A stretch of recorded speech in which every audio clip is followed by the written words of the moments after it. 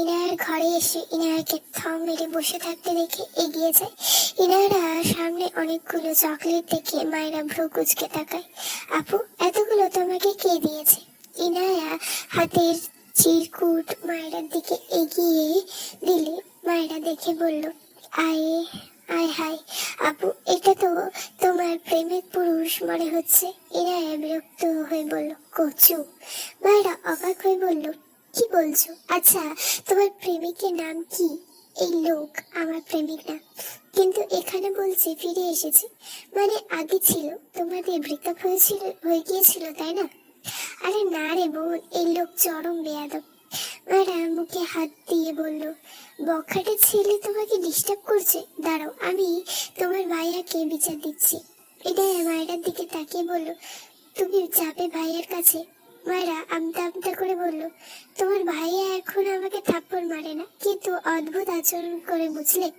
থাক, যাবো না। ইনায়া হেসে বলল, বিচার দিয়ে লাভ নেই, এই বখাটে উন্নত মানের। কি বলো, সত্যি? ভাইয়ার ফ্রেন্ড। মায়েরা বিছানার উপর পা তুলে বসে ভাবুক ভঙ্গিতে বলে, এইবার বুঝলাম, আসলে তোমার ভাইয়া বখাটের সাথে ঘুরে ঘুরে এমন খবিশ হয়েছে। দাঁড়াও, আমি বাবাকে বিচার দিচ্ছি। এরা একটা চকলেট ছিঁড়ে খেতে খেতে বলল, পাকলি মেয়ে, সে আমার উঠবি। মায়েরা অবাক হয়ে বলল, আমার মনে হচ্ছে তুমি সে বখাটেকে ছেলে উঠবিকে ভিতরে ভিতরে পছন্দ করো, ওপরে ওপরে ভাব নিচ্ছ। মায়েরা কথায় ইনায়া থতমত খেয়ে তাকে, কি ধরিবাজ মেয়ে মায়েরা। মায়েরা হেসে বলে, তোমার আমাকে বাচ্চা ভাবলো, আমি কিন্তু অনেক বুঝি, বুঝলে? আসলে লোকটা বখাটে, নাকি শুধু তোমার পার্সোনাল খাতায় সে বখাটে? এটা অবাক হয়ে তাকায় মায়েরা দিকে, চকলেট একটা কামড় বসিয়ে বলে, তুমি যা ভাবছো তাই, কিন্তু ওই লোকটা ভাইয়ার মতো গম্ভীর। ভাইয়াকে মারা যায়, কিন্তু বরকেরা।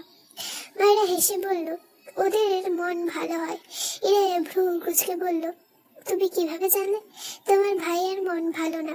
ভাইয়া তো খারাপ না, শুধু তোমার সাথে কেন এমন করে বুঝি না। মায়েরা মাথা নিচু করে মলিন মুখে বলে, আসলে আমি ওনার দিক থেকে ভেবেছি আপু, বিয়ের জিনিসটা জোর করে হয় না, ওনার পছন্দের মানুষ থাকতে পারে, সেখানে তার বাবা জোর করে বিয়ে দিয়েছে আমার সাথে। আসলে কাউকে মন দিয়ে তা মেনে নেওয়াটা, বিয়ে করা বড়ই কঠিন একটা বিষয়, আর এভাবে জোর করে কোনো বাবা মায়ের বিয়ে দেওয়া উচিত নয়। তোমার বাবা কাজটা ঠিক করেনি। মায়ের কথাগুলো ইরায় অবাক হয়ে তাকায় মায়ের দিকে। মায়েরা দীর্ঘশ্বাস ফেলে আবারও বলে, আমার এত জোর করে তার ঘাড়ে চাপিয়ে দেওয়া হয়েছে বলতে গেলে, তাই সেই রাগ থেকে ধুপধাপ দুই একটা থাপ্পড় খাওয়াই যায় আপু। ইরায়া চোখ ভিজে গিয়েছে মায়েরার কথা শুনে, মৃদু স্বরে বলে, তুমি নিজের ইচ্ছায় বিয়ে করেছিলে ভাইয়াকে? মায়েরা হাঁটুতে মাথা ঢুকিয়ে বলে, আপু, আসলে আমার বাড়িতে জায়গা নেই আমার জন্য, কিন্তু তোমার ভাইয়ার চুল বড় তো, তাই আমার কাজিনরা বলেছিল আমার বর বুড়ো, কিন্তু এখানে এসে দেখলাম বুড়ো নয়। আমি ভেবেছিলাম 50-60 বছরের কারোর সাথে আমার বিয়ে হয়েছে, সে জায়গায় ভিলেন সুন্দর বর পেয়ে অবাক হয়েছি, সাথে ভালো লাগছে। এটা নিজের গালে হাত দিয়ে মন খারাপ করে বলে, আসলে ভাইয়ার রাগ বেশি, তুমি কিছু মনে করো না মায়েরা, ভাইয়া এমনিতেই খুব ভালো, শুধু তোমার ক্ষেত্রে কেমন যেন বুঝতে পারছি না। মায়েরা মন খারাপ করে বলে, আমি তো বললামই আপু, ওনার জায়গা থেকে উনি অনেকটা ঠিকই আছেন। বাবা আর তুমি আমার কত ভালোবাসো, এই বাসায় এসে আমাদের ভালোবাসা পেয়ে আমি অনেক ভালো আছি, বুঝলে? ইনায়া চুপ করে রইল। মায়েরা নিজেকে স্বাভাবিক করে মৃদু হেসে বলে, আপু, চকলেট গুলো কি খেতে পারি? ইনায়া রেগে বলে, তুমি পারমিশন কেন নাও মায়েরা? বড় বোন বলো, অথচ বড়দের মতন আচরণ করো। মায়েরা ফটফট চকলেটের প্যাকেট ছেড়ে হেসে বলে, এত বেশি ভাবলে তোমার ভাগে একটাও পৌঁছাবে না। ইনায়া হেসে বলে, না থাকলে তোমার কান টানবো, তুমি বড় বোনের কান মূলা খাবে। মায়েরা হাসতে লাগলো। ইনায়াও হাসলো মায়েরার দিকে তাকিয়ে। মায়েরা মেয়েটাকে 90% সময় বাচ্চা লাগলেও মাঝে মাঝে অনেক বেশি বড় লাগে ইনায়ার কাছে। মায়েরা ফিজিক্স বই নিয়ে বসে আছে, তার মাথা কেমন যেন ভারী লাগছে, আর 20 দিন পর পরীক্ষা, কিন্তু পড়া তো সব গুলায় গেছে। অন্য সাবজেক্টগুলোর অবস্থা এত করুণ নয় যতটা ফিজিক্সের অবস্থা। বই নিয়ে ইনায়া ঘরে বসে ইনায়া ফোন স্ক্রোল করছিল। মায়েরাকে বই হাতে রেখে জিজ্ঞেস করে, কি হয়েছে মায়েরা? মায়েরা মনমরা হয়ে ইনায়ার পাশে বসে বই এগিয়ে দিয়ে বলে, আপু, আমাকে কয়েকটা অধ্যায় বুঝিয়ে দিবে? আমি পড়ছিলাম, এখন কেমন যেন গুলিয়ে যাচ্ছে। ইনায়া মায়েরার বই নিয়ে উল্টো পাল্টে দেখলো, এরপর মাথা তুলে বলে, আমি বোঝাতে পারবো, কিন্তু তুমি হয়তো কিছুই বুঝবে না। একটু ভেবে বলল, ভাইয়া পারবে। জাহারা আপুকে তো ভাইয়াই পড়িয়েছিল। মায়েরা ভ্রু কুচকে বলল, উনি তো ভার্সিটির ইংলিশ টিচার। হ্যাঁ, কিন্তু তোমাকে ফিজিক্স বোঝাতে পারবে। নো প্রবলেম, এসো। মায়েরা দ্রুত বলে, না না আপু, দরকার নেই। তোমার ভাইয়ের থাপ্পড় খাওয়াচ্ছে, ফেল করা ভালো। ইরায়া অসহায় মুখ করে বলল, মায়েরা, ভাইয়া কিছুই বলবে না। উল্টে তুমি একটা অধ্যায় বুঝতে চাইলে ভাইয়া একটা জায়গায় দুটো অধ্যায় খুব সুন্দর করে বুঝিয়ে দেবে। মায়েরা বিছানা থেকে নেমে বলে, তুমি তোমার ভাইয়াকে চিনতেই পারোনি আপু। ধরো, আমি ওনার সামনে পড়তে বসেছি, এখন উনি কিভাবে শুরু করবেন আমি দেখাচ্ছি তোমার, ওয়েট। এরপর দুই হাত কোমরে রেখে ইনায়ের সামনে গিয়ে দাঁড়ালো। ডান হাত উঁচিয়ে গম্ভীর মুখে অ্যাক্টিং করে বলল, ব্লা ব্লা ব্লা স্টুপিড, ব্লা ব্লা ইডিয়েট, ব্লা ব্লা ব্লা ইডিয়েট, ব্লা ব্লা স্টুপিড, ব্লা ব্লা। বুঝেছো স্টুপিড? ইনায়া চোখ বড় বড় করে মায়ের দিকে তাকিয়ে আছে। মায়েরা হঠাৎই তার হাত এগিয়ে থাপ্পড় মারার ভঙ্গি করে বলে, থাপ্পড় দিয়ে সব দাগ ফেলে দেবো স্টুপিড। এরা তবকা খেয়ে মায়েরা দিকে চেয়ে আছে। মায়েরা তার অ্যাক্টিং শেষ করে লম্বা শ্বাস ফেলে এইসব মুখে হাত দিয়ে হাওয়া খাওয়ার ভঙ্গি করে বলে, তুমি কিছু বুঝেছো আপু? বোঝনি তো? বুঝবে কি করে? উনি স্টুপিড আর ইডিয়েট ছাড়া কথা বলতে পারে না, বুঝলে? এত এত স্টুপিড আর ইডিয়েটের মাঝে পড়ার লাইন খুঁজে পাবো না, বুঝছো? কি করে বললো, আসলে তোমার ভাই একটা গন্ডার, অনুভূতি নেই জানো? আমি সেই দিন আমার গায়ে কত সব শক্তি দিয়ে কামড় দিলাম, আর কোনো রিয়াকশনই নেই। আরে, মানুষকে মশা কামড় দিলেও তো একটু আউ করে, ওই লোক তাও নয়। কি একটা অবস্থা। হীরা চোখ বড় বড় করে থেমে থেমে বলে, ভাইয়া। মায়েরা বাম হাত কোমরে রেখে ডান হাতে কপালে একটা আলতো থাপ্পড় দিয়ে বলে, আরে হ্যাঁ আপু, তোমার ভাইয়ার কথাই তো বললাম। ইরায়া ঢোক গিলে বলে, তোমার পিছনে ভাইয়া। ইরায়া কথা শুনে মায়েরার মুখ শুকিয়ে যায়, মুহূর্তে মুখটা অসহায় হয়ে যায়। ধীরে ধীরে ঘাড় বাঁকিয়ে তাকালে দেখলো তার হাতে দুই হাত দূরত্বে ইরফান দাঁড়িয়ে আছে। মায়েরা ঢোক দিল। ইরফানের দিকে ঘুরে দাঁড়িয়ে আমতা আমতা করে বললে, আপনি কেন আসলেন? ইরফান তীব্র চোখে ছেয়ে মায়েরার পানে গম্ভীর গলায় বলল, তোমাকে থাপড়াতে। সাথে সাথে মায়েরা দুই হাত দুই গালে চলে যায়। কাঁদো কাঁদো মুখে করে বলে, না, আমি ওইসব আপনাকে বলিনি, আপনার যমজ ভাইকে বলছি, বিশ্বাস করুন। ইরফান বিরক্ত হলো। ইরায়ের দিকে তাকিয়ে বলে, ফাইজের কল রিসিভ করবি? ইরায়া মাথা নিচু করে ধরলো, সরি না, নিচু করে থাকলো, কিছু বললো না। ইরফান ধমকে বলল, কথা কারে গিয়েছে? ইরায়া মাথা নিচু করে মুখ বাঁকায়, উপরের থেকে মাথা নামিয়ে সম্মতি জানায়। ইরফান মায়েরার দিকে তাকিয়ে বলে, আমার ঘরে এসো। মায়েরা কাঁদো কাঁদো মুখ করে বলল, কেন? ইরফান রেগে বলে, থাপ্পড় দিব তাই, ইডিয়েট। কথাটা বলে গটগট করে ইরায়ার ঘর থেকে বেরিয়ে যায়।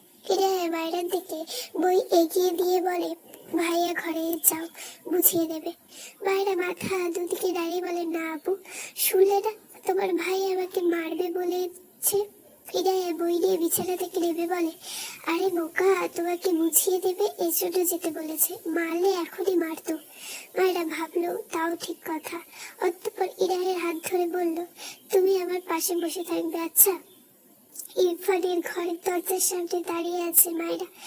ইরায়াকে দরজা খুলতেও দিচ্ছে না, নিজেও খুলছে না। মায়েরা তখনকার তার বলা কথাগুলো শুরু থেকে ভাবছে, সে শিওর আজ থাপ্পড় পড়বে তার গালে। ইরায়া হাই তুলছে বারবার। রাত বাজে 11টা। এদিকে মায়েরা স্ট্যাচু হয়ে দাঁড়িয়ে আছে। ইরায়া ঘুমিয়ে পড়ে যাবে মনে হচ্ছে। মায়েরার পাশে বসার সুযোগ তার হবে না, এখন তাকে ঘুমাতে হবে। উপায় না পেয়ে ইরফানের দরজা বা হাতে ধাক্কা দিয়ে ডান হাতে মায়েরাকে ঘরের ভিতর ধাক্কা দেয়। মায়েরা বুঝতেই পারেনি ইনায়া এমন করবে। মিটমিটে আলোয় ঘেরা ঘরে মায়েরা হুমড়ি খেয়ে পড়েছে, কিন্তু মেঝেতে নয়, ইরফানের ওপর। মায়েরার পা ছড়িয়ে কাঁদতে ইচ্ছে করছে। ইনায়া এখন তাকে আর সঙ্গে দেয় না, বাঘের মুখে ধাক্কা মেরে চলে যায়। ইরফান গম্ভীর গলায় শক্ত কণ্ঠে বলে, সারা রাত এভাবে থাকার ইচ্ছে নিয়ে এসেছো স্টুপিড। মায়েরা দ্রুত ইরফানের থেকে দূরে সরে দাঁড়ায়। ইরফান পরনে শার্ট নেই। মায়েরা এদিক ওদিক তাকিয়ে বলে, আপনার জামা কাপড় নেই? ইরফান কফির মগে চুমুক দেয়, কিছু বলে না। মায়েরার মনে হলো সে ফেল করবে। একবার ফেল করলে কিছু হবে না, এই গন্ডারের কাছে পড়ার ইচ্ছে নেই। উল্টে ঘুরে যেতে নিলে ইরফান তার আগেই এগিয়ে গিয়ে তার ঘরের দরজা লক করে দেয়। মায়েরা থতমত খেয়ে তাকায়।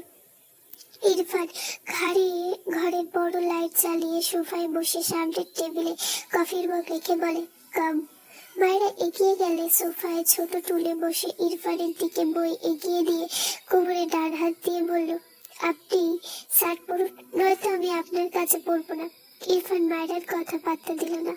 বই উল্টে পাল্টে দেখে রেগে বলে, জীবনে বই খুলেছিলে? মায়েরা আমতা আমতা করে বলে, হ্যাঁ আমি পড়েছি, শুধু দাগ লাইনি। এর পিছনে একটা মহৎ কারণ আছে, আর সেটা হলো বইটা অনেক কষ্ট করে ছাপিয়েছে মানুষ। আমি তাদের কষ্ট করে করা কাজকে সম্মান করতে বইটা নতুন রেখেছি, বুঝলেন? একটাও দাগ রাখতে দিইনি। ইরফান বিরক্ত হয়ে মায়ের দিকে তাকিয়ে দাঁতে দাঁত চেপে ধমকের স্বরে বলে, থাপ্পড় দিয়ে সব দাঁত ফেলে দেবো স্টুপিড। এক্সাম 2 সপ্তাহ পর, আর তুমি ফাজলামো করছো এখানে। ইরফান ধমকে মায়ের চোখ কেঁপে ওঠে। এদিক ওদিক তাকিয়ে কিছু একটা ভেবে বলে, কখনো শুনেছেন কোনো টিচার তার স্টুডেন্টকে খালি গায়ে পড়ার? আপনি তো পড়ানোর নাম করে খালি গায়ে বসে আমার দাঁত ফেলে দিতে চেয়ে ফাজলামো করছেন। ইরফান রাগে হাতের বই ছুঁড়ে মারল। মায়েরা ভয় পেয়ে বসা থেকে দাঁড়িয়ে যায়। ইরফান চোখ বুজে কয়েকবার শ্বাস নিল, বা হাতে ঘাড় দোলে খানিক চুপ করে রইল। এরপর চোখ খুলে শক্ত কণ্ঠে বলে, সিট। মায়েরা ঢোক গিলে আবারও আগের জায়গায় বসে, মুখে হাত দিয়ে আছে, কথা বলা যাবে না। সে মুখ খুললে যে ব্রেক থাকবে না। ইরফান একটা জেল পেন নেয়, সাথে একটা খাতা মেলে মায়েরাকে ইম্পর্টেন্ট চ্যাপ্টারের মৌলিক ব্যাপারগুলো থেকে বোঝাতে শুরু করলো। মায়েরা ভীষণ মনোযোগী হয়ে শুনছে। বোঝার ফাঁকে ফাঁকে ইরফানের দিকে তাকায়। ইরফান ভীষণ সিরিয়াস ভাবে বোঝাচ্ছে। মায়েরা আড়ালে একটু হাসে, ইরফানের দিকে তাকিয়ে বিড়বিড় করে, বুড়ো জামাই হলে ভিলেন জামাই, মূর্খ থেকে চরম লেভেলের ভিলেন জামাই বের হয়ে আসলো। হায় হায়, আমার তো কপাল খুলে গেল রে। সে সময় ইরফান মায়েরার দিকে ভ্রু কুচকে তাকায়। মায়েরা একা একা বিড়বিড় করতে দেখে রেগে বোম হয়ে যায়। এই ইডিয়েট কে এসে বোঝাবে, আর একা একা কথা বলছে। ধুমকে বলে ওঠে, হোয়াট হ্যাপেন? মায়েরা থতমত খেয়ে বুকে থুতু দিয়ে বলে, কিছু না কিছু না। ইরফান তাড়াতাড়ি 2 হাত খুঁজে গম্ভীর গলায় বলে, বোঝাও। মায়েরা অসহায় মুখ করে খাতার দিকে তাকায়। একটুর জন্য মনোযোগ দেয়নি, তাতেই এক লোকটা ধরে নিল। বাকি 2 ঘন্টা যে মনোযোগ দিল। ইরফান রেগে বলে, কিছু বলেছি আমি? মায়েরা খাতার দিকে তাকায়। বর্তনীয় অধ্যায়ে এটা সিরিজ সার্টিক আর প্যারেনার সার্টিকে আঁকা বাঁকা চিত্র। মায়েরা তো এসব ভুলে গিয়েছিল বললেই এসেছিল, কিন্তু এই জায়গায় এসে মনোযোগটা বিচ্ছিন্ন হয়ে গেল। মাথা তুলে ইরফানের দিকে তাকায়। ইরফান তীক্ষ্ণ চোখে মায়ের দিকে চেয়ে মায়ের জিভ দিয়ে ঠোঁট ভিজিয়ে বলল, বিসমিল্লাহ। ইরফান ভ্রু কুঁচকে বলে, হোয়াট? মায়েরা মেকি হেসে বলল, প্রিপারেশন নিলাম। শুনুন, আমি আপনাকে বোঝাচ্ছি। প্যারালাল মানে হলো গম্ভীর, রাগী, বদমেজাজি, ললিত চোখ চোরের এক টিচার তার স্টুডেন্টকে প্রতিনিয়ত বলতে থাকবে, স্টুপিড, ইডিয়েট, থাপ্পড় দিয়ে দাঁত ফেলে দেব। এভাবে সেই লাল টিচার স্টুডেন্টকে প্যারা দিতে থাকবে। এটাই হলো প্যারালাল। কথাটা বলে ইরফানের দিকে তাকালে দেখলো সত্যি সত্যি ইরফানের চোখ লাল হয়ে গিয়েছে। মায়েরা ঢোক গিল, আমতা আমতা করে বলে, উদাহরণস্বরূপ আপনি লালিত চোখের অধিকারী টিচার, আর আমি সেই অসহায় প্যারাময় স্টুডেন্ট। ইরফান ডান হাত মুষ্টিবদ্ধ করে রেখেছে, চোখ মুখ অস্বাভাবিক শক্ত। মায়েরা আবারও আমতা আমতা করে বলল, আমি জানি আমার সংজ্ঞা ভুল, কিন্তু আমি তো যৌক্তিক কথা বলেছি।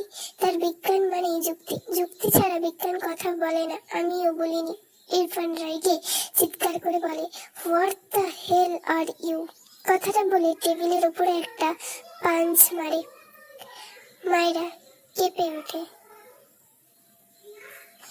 দ্রুত বসা থেকে দাঁড়িয়ে যায়। ইরফান রাগে মাথা চুল টেনে ধরলো, আর নিতে পারছে না এই বাচালকে।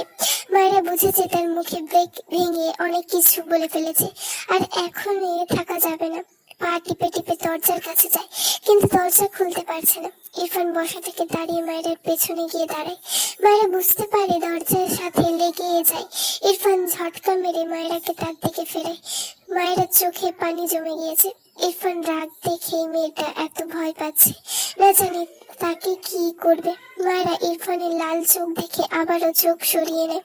ইরফান কিছু বলল না। মায়েরার হাত ধরে টেনে এনে জোর করে সোফায় বসালো। এরপর মায়েরার গা ঘেঁষে এসেও বসলো। টেবিলের উপর থেকে স্কচ টেপ নিয়ে খুবই শান্তভাবে মায়েরার মুখে লাগিয়ে দিল। মায়েরা বাধা দিতে চায়। ইরফান মায়েরার দুই হাত পিছনে দিয়ে তার বাঁ হাত দিয়ে শক্ত করে ধরে রাখে। মায়েরা ঘাড় বাঁকিয়ে চোখ বড় বড় করে তাকিয়ে থাকে ইরফানের দিকে। ইরফান ডান হাতে খাতা এগিয়ে আনে, জেল পেন তুলে নিয়ে শান্ত স্বরে, সব কমপ্লিট করে তবে ঘরের বাইরে পা রাখবে। That's final. মায়েরা অবাক হয়ে চেয়ে থাকে। ইরফান বা পাশে মাথা তুলতে ইরফানের মুখে বা পাশটায় তার চোখে পড়ে। ইরফান ঘাড় বাঁকিয়ে মায়েরার দিকে তাকিয়ে রেখে বলে, আমার মুখে বোঝাচ্ছি স্টুপিড। মায়েরা চোখ সরিয়ে নেয়, তবে চোখে যেমন অশ্রু গাল বেয়ে গড়িয়ে পড়ে। ইরফান দীর্ঘশ্বাস ফেলে মায়েরার মুখ থেকে স্কচ টেপ খুলে দেয়, তবে হাত ছাড়ে না। মায়েরা তার কথা বলে না, দৃষ্টি খাতার পানে রাখে। ইরফান চুপচাপ বোঝানো শুরু করে। ভার্সিটি ক্লাস শেষে ফারাহ ক্লাসরুম থেকে বাইরে বেরিয়ে আসে। কিছুদিন হাঁটলে ইরফানের সঙ্গে দেখা হলে ইরফানকে সালাম দেয়। ইরফান উল্টো ঘুরে ফারাহকে দেখে সালামের উত্তর দেয়। অন্তঃপর বলে, ফারাইজ কোথায়? ফাহার মাথা নাড়িয়ে বলে, ভাইয়া আমাকে নিতে আসার কথা কিন্তু বললেন। ইরফান পকেটে হাত রেখে বলে, আমার কল রিসিভ করছে না, ওকে বলবে ফোন চেক করতে। ফারাহ মাথা নামিয়ে সম্মতি দিয়ে বলে, জি আচ্ছা ভাইয়া। এই বলে এগিয়ে যায়। রাস্তার পাশে দাঁড়িয়ে থেকে বেশ কিছুক্ষণ, কিন্তু তার ভাইকে দেখে না, বিরক্ত হয়। তার পাশে ক্লাস এর একটা মেয়ে এসে দাঁড়ায়। কার জন্য অপেক্ষা করছো? ফারাহ রাস্তার দিকে তাকিয়ে বলে, ভাইয়া। কথাটা বলতেই কয়েক হাত দূরে থেকে শুদ্ধ ডাকে, এই মেয়ে এসো। ফারাহ বিরক্ত হয়ে শুদ্ধের দিকে তাকিয়ে চোখ নামিয়ে সরিয়ে নেয়। সাথে সাথে তার পাশে মেয়েটা অবাক হয়ে বলে, এটা তো আমাদের স্যার, তোমাকে ডাকছে কেন? আমার ভাইয়াই তাই। এরপর ফারাহ হাত ছেড়ে বলে, আসছি ভাই। ততক্ষণে শুদ্ধ ফারাহকে অনেকটা কাছে এসে দাঁড়িয়েছে। ফারাহের পাশে মেয়েটাকে শুদ্ধকে সালাম দিয়ে পাশ কাটিয়ে চলে যায়। শুদ্ধ ভ্রু কুঁচকে বলে, লেট করছো কেন? ফারাহ মাথা নিচু করেই বলল, কেন ডাকছেন? শুদ্ধ ফারাহের দিকে তাকিয়ে আরেকটু এগিয়ে এসে বলে, চোখের দিকে তাকিয়ে কথা বলতে হয়, এটা ভদ্রতা। ফারাহ মাথা নিচু করেই রইল। মানুষকে অকারণে বেইন দেওয়ার অভদ্রতা। শুদ্ধ ঠোঁট বাঁকিয়ে একটু হাসলো। গতকাল ইরফানের ওপর বিরক্ত হয়ে এই মেয়েকে একটু তেড়া কথা বলেছে, অমনি তার তাকাচ্ছে না। গলা ছেড়ে গম্ভীর গলায় বলল, শোনো, আমি তোমার টিচার, তাই আমার ভুল না ধরে নিজের ভুল শুধরাও। এবার ফারাহ মাথা তুলে রেখে তাকায় শুদ্ধের দিকে। শুদ্ধ ফারাহের দিকে চেয়ে আছে। ফারাহ রেগে বলে, সেটা ভার্সিটির বন্দিতে, এখানে নয়, আপনিই যান তো। আমায় বিরক্ত করছেন কেন? শুদ্ধ রাগান্বিত স্বরে বলে, থাপ্পড় খাবে মেয়ে, উঁচু গলা আমার পছন্দ নয়। ফারাহ মাথা নিচু করে বলে। শুদ্ধ মৃদু স্বরে বলে, গাড়িতে গিয়ে বসো, ভাইয়া আসবে। আসবে না, নিষেধ করে দিয়েছি, তুমি আমার সাথে যাবে। ফারাহ ভীষণ রেগে যায়। আবারও মাথা তুলে দাঁতের দাঁত চেপে বলে, আপনি আপনার সাথে যাব না। শুদ্ধ প্যান্টের পকেটে হাত গুজে আরো খানিকটা এগিয়ে এসে ফারাহের দিকে ভাবলেসীন ভাবে বলে, তোমাকে আমার সাথে যেতে হবে। ফারাহ আবারও রেগে বলে, আমি জীবনেও আপনার সাথে যাব না। শুদ্ধের মেজাজ বিগড়ে যায়, ফারাহের হাত ধরে শক্ত করে। ফারাহ অবাক হয়ে বলে, আরে আমার হাত ছাড়ুন। শুদ্ধ শুনল না, পায়ে গাড়ি গতি বাড়িয়ে গাড়ির দিকে এগিয়ে যায়। ড্রাইভিং সিটের পাশে দরজা খুলে বলে, উঠে বসো। ফারাহ শক্ত হয়ে দাঁড়িয়ে থাকে। শুদ্ধ রেগে শক্ত কণ্ঠে, ফারাহ আমার ধৈর্যের পরীক্ষা নিও না, থাপ্পড় খেতে না চাইলে চুপচাপ বসো। ফারাহের চোখ টলটল করে ওঠে, শব্দ করে গাড়িতে উঠে বসে। শুদ্ধ দীর্ঘশ্বাস ফেলে ড্রাইভিং সিটে গিয়ে বসে, আর চোখে একবার ফারাহের দিকে তাকায়। এরপর গাড়ি স্টার্ট হয়। কিছু দূরে গিয়ে হঠাৎই শুদ্ধ আবেগী স্বরে বলে ওঠে, মেয়ে যার ভেতরে পড়ে সেই বোঝে, যে পোড়ায় সে বোকা সাজে। ফারাহ চোখ বুজে আছে। শুদ্ধ গাড়ি স্পিড বাড়ায়, ঠোঁটের কোণে মৃদু হাসি রেখে, লং ড্রাইভে যেতে চাইছো? শুদ্ধের কথা শুনে ফারাহ চোখ মেলে তাকায়। শুদ্ধ সিটিং এ ডান হাত রেখে ফারাহের দিকে তাকিয়ে বলে, আমার বউয়ের হকে আবার ভাগ বসাতে চাইছি, কিন্তু সাহস, কি সাহস! ফারাহের ইচ্ছে করলো এই লোকের সবগুলো চুল ছিঁড়ে ফেলতে। গাড়ি থামানো। ফারাহ বাম দিকে তাকালে দেখলো তাদের বাড়ি পৌঁছে গিয়েছে। শুদ্ধের দিকে তাকালো না আর, দ্রুত গাড়ি থেকে নেমে দাঁড়ালো। শুদ্ধ কিছু বলল না। ফারাহ তার বাড়ির দিকে এগিয়ে যায়। শুদ্ধ সিটি মাথা এলিয়ে চোখ বুজে শব্দ করে গিয়ে ওঠে, পাখি আমার নিষ্ঠুর বড়, মনও বোঝে না। আমার ভাঙা খাঁচা পড়ে আছে, সে তো আসে না। পোড়া মনে ভালোবাসা বাসা বাঁধে না। ফারাহের চোখে থেকে পানি গড়িয়ে পড়ে, বা হাতে সে পানি মুছে নেয়। পায়ের গতি বাড়ায়, এক সময় দৌড়ে চলে যায় বাসার ভিতর। পিছন থেকে মৃদু সুরে কণ্ঠ ভেসে আছে, পোড়া মনে ভালোবাসা বাসা বাঁধে না। শুদ্ধ শুদ্ধ ইরফানের সাথে দাঁড়িয়ে কথা বলছিল ভার্সিটি প্রাঙ্গণে। নিজের খালাতো বোনকে এই ভার্সিটিতে দেখে অবাক হয় শুদ্ধ। এগিয়ে গিয়ে বলে, আরে আপু, তুমি এখানে? মিশকা মৃদু হেসে বলে, এই পথ দিয়ে যাচ্ছিলাম, ভাবলাম তোমার সাথে দেখা করে যাই। সামনের ক্যাফেতে চলো, গিয়ে বসি।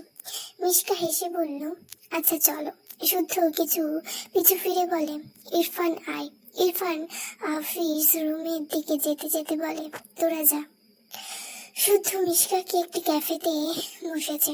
শুদ্ধ মিশকাকে অর্ডার করার জন্য বললে মিশকা নিজে 2 কাপ কফি অর্ডার করে। মিশকা আশেপাশে তাকিয়ে নিজেকে সামলে ডাকে, শুদ্ধ। শুদ্ধ ফোন স্ক্রল করছিল। খালাতো বোনের ডাকে চোখ তুলে তাকে মৃদু হেসে বলে, জি আপু। মিশকা 2 হাত জমা করে চোখ বুজে বলে, আমি তোমাকে ভালোবাসি শুদ্ধ। শুদ্ধের মুখের হাসি লেপ্টে ছিল, কিন্তু খালাতো বড় বোনের থেকে এমন কথা শুনে হাসি মিলিয়ে মুখ জুড়ে অবাকত ভর করে। মিশকা শুদ্ধের দিকে তাকালে শুদ্ধ নিজেকে সামলে বলে, আপু আমি তোমার ছোট ভাই। মিশকা মৃদু হেসে বলে, ব্যাপার না, বয়েজ ফ্যাক্ট নয়, তুমি আমায় বিয়ে করবে শুদ্ধ।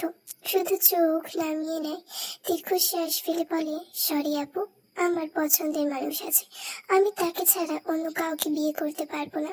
সে মেয়েটা কি ফায়রা? শুদ্ধ মাথা তুলে না। ফাহারাকে মুক্তা চোখের পর্দায় ভাসতে চোখের কোণে এক কোমল স্নিগ্ধ হাসি ফুটে ওঠে। মিশকার দিকে তাকিয়ে বলে, জি আপু। কথাটা বলে বসা থেকে উঠে দাঁড়ায়। এরপর বলে, আজ আসি আপু, ভার্সিটিতে ক্লাস আছে। মিশকার চোখের কোণে জল চিকচিক করে। নিজেকে সামলে দ্রুত শুদ্ধের সামনে গিয়ে দাঁড়ায়। ভরা রেস্টুরেন্টের সামনে শুদ্ধকে জড়িয়ে ধরে শক্ত করে। শুদ্ধ হতভম্ব হয়ে যায়। মিশকা শুদ্ধকে এভাবে ধরে রাখে, সামনে দৃষ্টি রেখে শক্ত করে বলে, I love you Shuddha, I love you very much. Shuddha দ্রুত ছাড়িয়ে নেয় নিজেকে মিশকার থেকে। ছেলেটা ভীষণ অস্বস্তি হচ্ছে। মিশকার উদ্দেশ্যে কিছু বলার আগে মিশকা আবারও শব্দ করে বলে, আমি জানি তোমার উত্তর হ্যাঁ, এখানে কিছু বলতে হবে না, তুমি সাবধানে বাড়ি যাও। শুদ্ধ অবাক হয় মিশকার ব্যবহার, কিন্তু সে কথা বাড়াতে চাইল না। মিশকার প্রতি ভীষণ বিরক্ত সে, কিন্তু বয়সে বড় হওয়ায় কিছু বলল না। দ্রুত বেরিয়ে যায় ক্যাফে থেকে। মিশকা তার সামনে দৃষ্টি রেখে এগিয়ে যায়। ফারাহ মিশকার দিকে রেখে তাকিয়ে আছে।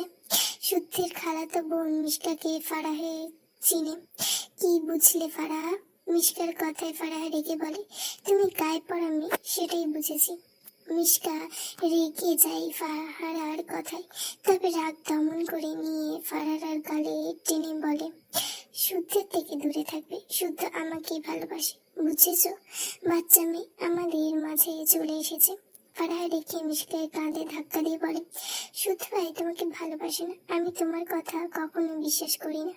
মিশকা হাত মুঠো করলো, ইচ্ছে করছে এই মেয়েকে গলা টিপে মেরে ফেলতে, কিন্তু রাগ গিলে নিল, এটা আপাতত প্রয়োজন। অন্তঃপর মৃদু হেসে বলে, একটু আগেই তো জড়িয়ে ধরলাম, ভালো না বাসলে সাথে সাথে ধাক্কা দিয়ে সরিয়ে দিত। কই দিয়েছে? সবচেয়ে বড় কথা, তোমাকে কি এক কখনো ভালোবাসি বলেছে? জড়িয়ে ধরেছে। আমার সাথে সবই হয়েছে শুদ্ধের। পাড়ায় মাথা নিচু, চোখের কোণে পানি। আসলেই তো শুদ্ধ তাকে ভালোবাসি বলেনি, জড়িয়ে ধরা তো দূরে থাক, হাতটাও ধরেনি। তার মিশকা মেয়েটা জড়িয়ে ধরলে সাথে সাথে ধাক্কা দিল না। মিশকা মনে মনে হেসে বলে, বোকা ফারাও, আর কি শুনবে, সব মানে বোঝে। বিয়ের পর যা হয় সেই সব হয়েছে প্রায়। বুঝেছ তো আমাদের কত গভীর প্রেম। ফারাহ আর নিতে পারলো না, হনহন করে বেরিয়ে যায় ক্যাফে থেকে। পিছন থেকে ফারাহের ফ্রেন্ডরা ডাকে তাকে, সে শোনে না। চোখ মুছতে মুছতে বেরিয়ে রাস্তা পার হতে যায়। এলোমেলো ভাবে হাঁটছে মেয়েটা। রাস্তার মাঝে অ্যাক্সিডেন্ট করার মতন অবস্থা। শুদ্ধ দৌড়ে এসে ফারাহের দিকে, ফারাহকে জোরে টেনে নিয়ে আসে। ফারাহ শুদ্ধের গায়ে এসে পড়েছে। শুদ্ধ স্ফীত স্বরে বলে, ফারাহ ঠিক আছো? ফারাহ দ্রুত শুদ্ধের থেকে সরে আসে। শুদ্ধ এগিয়ে গিয়ে বলে, এভাবে হাঁটছিলে কেন? অ্যাক্সিডেন্ট হতে পারতো। ফারাহ বা হাতে চোখ মুছে বলে, হলে হতো, তোমার কি? যাও ভেতরে, তোমার প্রাণের প্রেমিকা অপেক্ষা করছে। আমার কাছে কি? শুদ্ধ ভ্রু কুঁচকে বলে, মানে কি আমার প্রেমিকা? ফারাহ কিছু বলে না, উল্টো ঘুরে যেতে নিলে শুদ্ধ ফারার হাত টেনে ধরে। ফারাহ, আর কি? তোমার কি হয়েছে? তুমি কাঁদছো কেন? শুদ্ধ কণ্ঠে অসহায়তা। ফারাহ হাত ছাড়া দিয়ে ছেড়ে চিৎকার করে বলে, একজনের সাথে শুয়ে আসবে, আরেকজনের নাম মুখে নিতে নিতে ফেনা তুলে ফেলবে, হাত ধরে টানাটানি করবে। এসব স্বভাব কোথা থেকে পেয়েছো শুদ্ধ ভাই? শুদ্ধ ফারাহের দিকে অবাক হয়ে তাকায়। আশেপাশে তাকালে দেখলো অনেক মানুষ তাদের দিকে তাকিয়ে আছে। শুদ্ধ খুবই অপমানিত বোধ করে, রেগে বলে, ফারাহ তুমি কি বলছো জানো? ফারাহ আবারও চেঁচিয়ে বলে, জানি জানি, যার সাথে শুয়েছেন তার কাছে। কথাটা শেষ করার আগে শুদ্ধ ফারাহের গালে একটা থাপ্পড় বসিয়ে দেয়। ফারাহ উল্টে পড়ে নিলে ফারাহের এক ফ্রেন্ড এসে ফারাহকে আঁকড়ে ধরে। শুধু চোখ মুখ শক্ত করে তাকায় ফারাহের দিকে। ফারাহকে মূলত এক ছেলে ফ্রেন্ড ধরেছে। শুদ্ধ রেগে ফারাহকে তার দিকে এনে ফারাহের ফ্রেন্ডকে ধাক্কা দিয়ে বলে, তোর সাহস কি করে হয় ওকে টাচ করার? ফারাহ শুদ্ধকে ধাক্কা দিয়ে তার ফ্রেন্ডের হাত ধরে বলে, তুমি আমাকে টাচ করার সাহস কিভাবে দেখাও শুদ্ধ ভাই? ও আমার বয়ফ্রেন্ড, ভালোবাসি ওকে আমি। কথাটা বলে ফারাহ তার ফ্রেন্ডের এক হাত জড়িয়ে ধরে ডান হাতে চোখ মুছে ভাঙা গলায় বলে, তুমি ভালোবাসো না মিশকাকে? শুদ্ধ ফারাহের ধরে রাখা সেই ছেলের হাতের দিকে চেয়ে আছে। রাগে হিতাহিত জ্ঞান হারিয়ে চিৎকার করে বলে, শুধু ভালোবাসি না, সামনের মাসে ওর আর আমার বিয়ে। যার সাথে শুয়েছি তাকে ভালোবাসবো না তো কাকে ভালোবাসবো? ফারাহের চোখ থেকে পানি গড়িয়ে পড়ে, মাথা নিচু করে নেয়, তার ফ্রেন্ডের ধরে রাখা হাত ছেড়ে দেয়। এত কষ্ট ইহ জীবনে হয়নি বোধহয়। ফারাহ আর কিছু বলে না, বোঝা হয়ে হয়ে সেখান থেকে চলে যায়। বোবা হয়ে সেখান থেকে চলে যায়। 2 বছর আগের কথা ভেবে শুদ্ধ দীর্ঘশ্বাস ফেলল। ফারাহের জীবনে সেই ফ্রেন্ডের অস্তিত্বই নেই। শুদ্ধ জীবনে মিশকা নামে সে মেয়েও নেই। তার বিয়ে হয়ে গিয়েছে। মাঝখান থেকে শুদ্ধ আর ফারাহের মাঝে আকাশ সমান দূরত্ব তৈরি হলো। শুদ্ধ অনেক বোঝানোর চেষ্টা করেছে ফারাহকে। সে জানে তার ভুল ছিল। তার আর বলা সেই কথাগুলো ভীষণ ভারী ছিল। শুদ্ধ মনে হয় রেখে দুটো থাপ্পড় দেওয়া বেটার, যেমনটা ইরফান করে।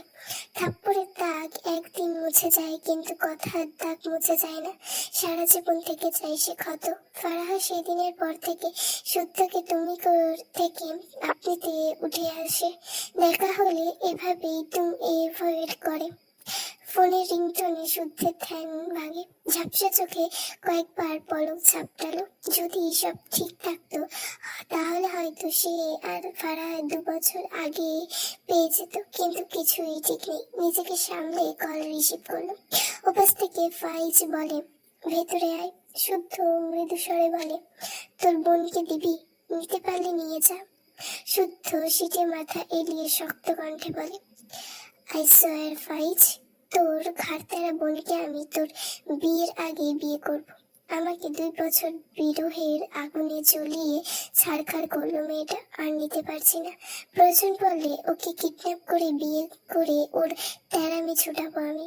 কথাগুলো বলে কল কেটে ফোন ছুঁড়ে মারলো পাশের সিটে। অসহ্য লাগে তার সবকিছু।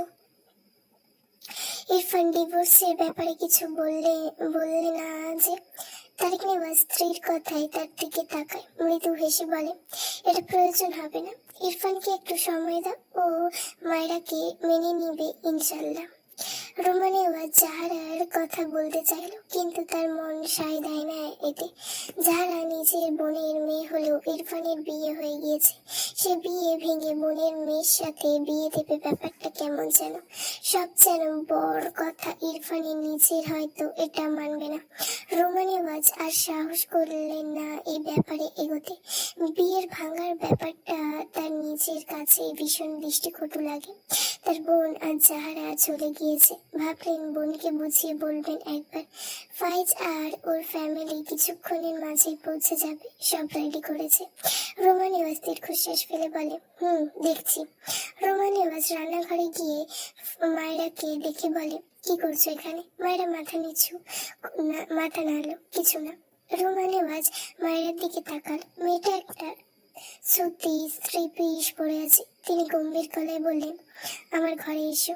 এই বলে তার ঘরের দিকে এগিয়ে গেলে মায়েরা তার শাশুড়ির পিছু পিছু যায়। রোমা নেওয়াজ আলমারি থেকে একটা সুন্দর কালো রঙের সিল্কের কাতান শাড়ি বের করে মায়েরার হাতে দেয়। মায়েরা ভ্রু কুঁচকে চেয়ে আছে শাড়ির দিকে। এটা দিয়ে কি করবে সে? তার ভাবনাকে স্থির করতে রোমা নেওয়াজ গম্ভীর গলায় বলে, বাসায় মানুষ আসবে, এই শাড়িটা এখন গিয়ে পরে নাও। মায়েরার মনে পড়ে যায়, আজ তো ইনায়ার শ্বশুর বাড়ি থেকে লোক আসার কথা, তবে সে তো শাড়ি পরতে জানে না। শাড়িটা থেকে দৃষ্টি তুলে শাশুড়ি মায়ের পানে চেয়ে অসহায় কণ্ঠে বলে, আন্টি, আমি তো শাড়ি পরতে জানি না। রোমা নেওয়াজ রেগে বলে, আমি তোমার আন্টি? মায়েরা আমতা আমতা করে বলে, সরি মা। রোমা নেওয়াজ তার ঘরের দরজা চাপিয়ে দিলেন। এগিয়ে এসে মায়েরার হাত থেকে শাড়ি নিয়ে নিজের হাতে নিলেন। এরপর শাড়ির ভাঁজ থেকে ব্লাউজ পেটিকোট বের করে মায়েরার হাতে দিয়ে বলেন, এই দুটো পরে এসো, যাও। মায়েরা বুঝলো তার শাশুড়ি তাকে শাড়ি পরিয়ে দেবে। কথা না বাড়িয়ে ঝটপট ওয়াশরুম থেকে জামা পাল্টে আসে। রোমা নেওয়াজ খুব সুন্দর করে কুচি করে শাড়ি পরিয়ে দেয় মায়েরাকে। শাড়ি পরানো সম্পূর্ণ করে মায়েরার পান তাকায়। ফর্সা উজ্জ্বল গায়ে কালো রঙের সিল্কের তৈরি কাতান শাড়িটা কেমন জলজল করছে। মায়েরা সিল্কের চুলগুলো কোমরের নিচ অব্দি ডাই পেয়েছে। রোমা নেওয়াজ মনে মনে পড়লেন, মাশাআল্লাহ। মায়েরা শাড়ি পরে ভীষণ আনইজি লাগছে। আগে কখনো শাড়ি পরা হয়নি, এটাই প্রথম। যদিও শাশুড়ি মা তাকে ভালোবেসে পিন আপ করে শাড়ি পরিয়ে দিয়েছে, তবুও অস্বস্তি হচ্ছে। মায়েরা রোমা নেওয়াজের দিকে তাকিয়ে হেসে বলে, শাশুড়ি মা, আমাকে কি ভালো লাগছে? রোমা নেওয়াজ ভ্রু কুঁচকে তাকায় মায়েরার দিকে। শাশুড়ি মা, এটা কেমন সম্বোধন? তিনি ছোট করে বললেন, ভালো লাগছে। তোমার ঘরে গিয়ে নিজেকে পরিপাটি করো, আমার কাজ আছে। কথাটা বলে তিনি ঘর থেকে বেরিয়ে যায়। মায়েরা ধীরে ধীরে আয়নার সামনে গিয়ে নিজেকে দেখলো, আসলেই সুন্দর লাগছে তো। আয়নার দিকে আরেকটু এগিয়ে গিয়ে বলে, আয় হায়, শাড়ি পরলে এত সুন্দর লাগে আমাকে। পিছন থেকে তারেক নেওয়াজ ঘরে আস্তে আস্তে বলে, আমার আম্মু কিন্তু ভীষণ সুন্দর, আজ সেটা 1000 গুণ বেড়ে গিয়েছে। শ্বশুরের গলা পেয়ে মায়েরা কিছুটা লজ্জা পায়। আয়না থেকে দূরে সরে আসে, আমতা আমতা করে বলে, বাবা, আমি যাই। এই বলে দ্রুত ঘর থেকে বেরিয়ে যায়। ইনায়ার ঘরে গিয়ে দেখে ইনায়া একা একা শাড়ি পরছে। মায়েরা দৌড়ে ইনায়ের দিকে যেতে গেলে শাড়ির কুচি পায়ে অর্ধেক খুলে যায়। মেয়েটা মনেই নেই যে সে শাড়ি পরেছে। মাঝপথে দাঁড়িয়ে অসহায় চোখে হাত খুলে শাড়ির দিকে তাকিয়ে ইনায়া হেসে বলে, মায়েরা, তোমায় অনেক সুন্দর লাগছে। মায়েরা ইনোসেন্ট ফেস বানিয়ে কুচিগুলো ধরে ইনায়ের দিকে ধীর পায়ে এগিয়ে গিয়ে বলে, খুলে গেলে তো আপু, তুমি শাড়ি পরতে পারো? ইনায়া হেসে বলে, পারবো না কেন? এটা কি এমন কঠিন কাজ? কথা বলে তার আঁচল ঠিক করে মায়েরার কুচি ঠিক করে দেয়, আরো কয়েকটা পিন আপ করে দেয় ভালোভাবে। মায়েরা একটু হেসে বলে, আপু এবার মনে হচ্ছে খুলবে না। ইনায়া মৃদু হাসে। মায়েরা ইনায়ের হাত ধরে বলে, আপু তোমার কি আজকে বিয়ে হবে? বাড়ি সাজানো লাগছে। ইনায়া লাজুক চোখ চোরা নামিয়ে নেয়, আলতো হেসে বলে, বিয়ের ডেট ফিক্সড করতে আসছে, আজ বিয়ে নয়। মায়েরা ইনায়াকে জড়িয়ে ধরে বলে, কংগ্রাচুলেশন আপু। ফাইজ, ফারাহ, শুদ্ধ, ইরফান সহ তারেক, নিবাজ ও ফাইজের বাবা মা আর ফাইজের এক মামাতো ভাই সবাই ইরফানের ড্রয়িং রুমে বসে আলোচনায় ব্যস্ত। তারেক নিবাজ ফাইজের বাবার উদ্দেশ্যে গলা ঝেড়ে বলেন, তবে সামনের মাসের শেষ শুক্রবার এটাই ফাইনাল রইল। শুদ্ধ হঠাৎই বলে ওঠে, মামা ফাইজ বিদেশ থেকে ফেরার আমরা বন্ধুরা মিলে সেদিন সেলিব্রেট করেছি। পাশ থেকে ফাইজ বাঁকা চোখে তাকায় শুদ্ধের পানে, তাতে দাঁত চেপে বিড়বিড় করে বলে, শালা বেয়াদব, মিথ্যে বলতে একটু বাঁচছে না। শুদ্ধ রেগে বলে, না বাঁচছে না, মির্জাফরের দল, বলেছি তো তোর আগে আমি বিয়ে করব। আগে তোর বোনকে আমায় দে, এরপর আমার বোনকে পাবি। ফাইজ রেগে যায়। অপর পাশে বসা ইরফানের উদ্দেশ্যে বলে, তোর ভাইকে কিছু বল, আমি আর ওয়েট করতে পারবো না বলে দিচ্ছি। ইরফান বিরক্ত হয়ে ফোন স্ক্রল করছে। ফাইজ অসহায় চোখে তারেক নেওয়াজের দিকে তাকায়। পাশ থেকে শুদ্ধ বলে, আর 2 মাস অপেক্ষা করুন মামা, ফাইজের কাজের খুব চাপ। ফাইজ রাগে হাতের আঙ্গুল পাকায়, নিজেকে শান্ত করে গম্ভীর গলায় বলে, আমি একদম ফ্রি। আরে তোর ম্যানেজারদের থেকে আমি সব শুনেছি, 2 মাসের আগে নিঃশ্বাস নিতে পারবি না। আমার বোন তো থাকছেই, ওকে অন্য কোথাও বিয়ে দেব না, নিশ্চিন্তে থাক। সত্যের কথায় ফাইজের বাবা মা সহ তারেক নেওয়াজ ভ্রু কুঁচকে তাকায়। ফাইজ বসা থেকে দাঁড়িয়ে যায়, শুদ্ধকে টেনে বাইরের দিকে যেতে যেতে বলে, এক্সকিউজ মি, আসছি। শুদ্ধ আর চোখে ফারাহের দিকে তাকায়। ফারাহ শুদ্ধের দিকে চেয়েছিল, শুদ্ধ তাকালে দ্রুত চোখ সরিয়ে নেয়। শুদ্ধ ঠোঁট ভাঙিয়ে একটুখানি হেসে ফাইজের সাথে যায়। বাইরে বেরিয়ে ফাইজ শুদ্ধের কলার ধরে বলে, তোকে ছাড়বো না আমি শুদ্ধ। শুদ্ধ রেগে ফাইজের হাত ছাড়া দিয়ে সরিয়ে নেয়। কি ভেবেছে হেসে বলে, তোকে 2 মাস সময় দিলাম, যা তোর বোনকে মানা, এরপর একসাথে বিয়ে করবো দুজন। ফাইজ শুদ্ধকে ধাক্কা দিয়ে বলে, তোকে আমার বোন দিবই না। শুদ্ধ শার্টের ফোল্ড করা হাতা কিছুটা তুলে ফাইজের দিকে এগিয়ে এসে বলে, বিলিভ মি, আমি একটা ভদ্র ছেলে বলে তোর আর তোর বোনের তেড়ামি সহ্য করেছি। দুনিয়ায় আর ভাই নেই, বোন তেড়ামি করলে ভাই হয়ে কানের নিচে 2টো লাগাতে পারিস না? ওকে আমি সিধে করব। তোদের ননির পুতুলকে আমি জাস্ট ছাড়বো না। 2 বছর হলো বসে বসে আঙুল চুষছি, আর এখন তুই এসেছিস আমার বোনকে বিয়ে করতে। যৌবন শেষ হোক, এরপর তোকে আমার বোন দিব, যা, নয়তো এভাবে ইনায়ার জন্য ওয়েট করতে করতে আমার মতো বুড়ো হয়ে যাবে। ফাইজ রেগে বলে, আমি ইনায়াকে আগে বিয়ে করব, ওয়েট। শুদ্ধ শান্ত চোখে চেয়ে থাকে কিছুক্ষণ ফাইজের দিকে, উল্টো করে কিছুটা এগিয়ে যায়, কিছুই বলে না। ফাইজ নিজেও দীর্ঘ নিঃশ্বাস ফেলে। শুদ্ধের কাঁধে হাত রেখে বলে, আমি কি করব? শুদ্ধ রেগে ফাইজের হাত ছাড়া মেরে সরিয়ে দেয়, যা বিয়ে কর, ইচ্ছে তো করে তোর বোনকে নিজের হাতে খুন করে গঙ্গাতে ভাসিয়ে দিই। শালা এমন বোন আমার হলে ওকে চড়িয়ে সিধে করতাম। একটু থেমে শান্ত গলায় বলে, ভেতরে যা, মামা ওয়েট করছে। ফাইজ চাপ দাড়িতে হাত বুলিয়ে বলে, তুই আয়, ভাল লাগছে না, যা তুই, পরে আসছি। এই বলে একটা সিগারেট ধরায়। ফাইজ কিছু বলল না, দীর্ঘশ্বাস ফেলে ভেতরে যায়। আড়ালে দাঁড়িয়ে ফারাহ শুদ্ধির পিঠে নীরবে চেয়ে থাকে, চোখ জোড়ায় চিকচিক পানির কণা।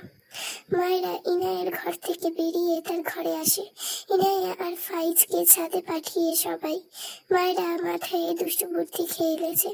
রিতাকে দিয়ে এক প্যাকেটে পটকা আনিয়েছিল, সেটা মূলত এসেছে। শাড়ির আঁচল বারবার মাথা থেকে পড়ে যাচ্ছে, শাড়ির আঁচল বারবার মাথা থেকে পড়ে যাচ্ছে। এই পর্যন্ত হাতটার গতি বাড়িয়ে দৌড় দেয়। সেই সময় ফাইজের মামাতো ভাইয়ের চোখে পড়ে সিঁড়ির দিকে। মায়েরা দৌড় দেওয়ার মাথা থেকে শাড়ির আঁচল পড়ে গিয়ে সিল্ক চুলগুলো উন্মুক্ত হয়। ফাইজের মামাতো ভাই ইনায়ের সাথে পড়ে, খুব বেশি বড় নয়। পিছন থেকে মায়েরাকে দেখে ছেলেটা হা করে সেই দিকে তাকিয়ে থাকে। ইরফান বাম পাশের একটা সোফায় বসা ছিল। ফোন থেকে চোখ তুলে সামনে তাকালে ফাইজের মামাতো ভাইয়ের দিকে চোখ পড়ে। ছেলেটা এমন দৃষ্টি দেখে ইরফান ভ্রু কুঁচকে নিল।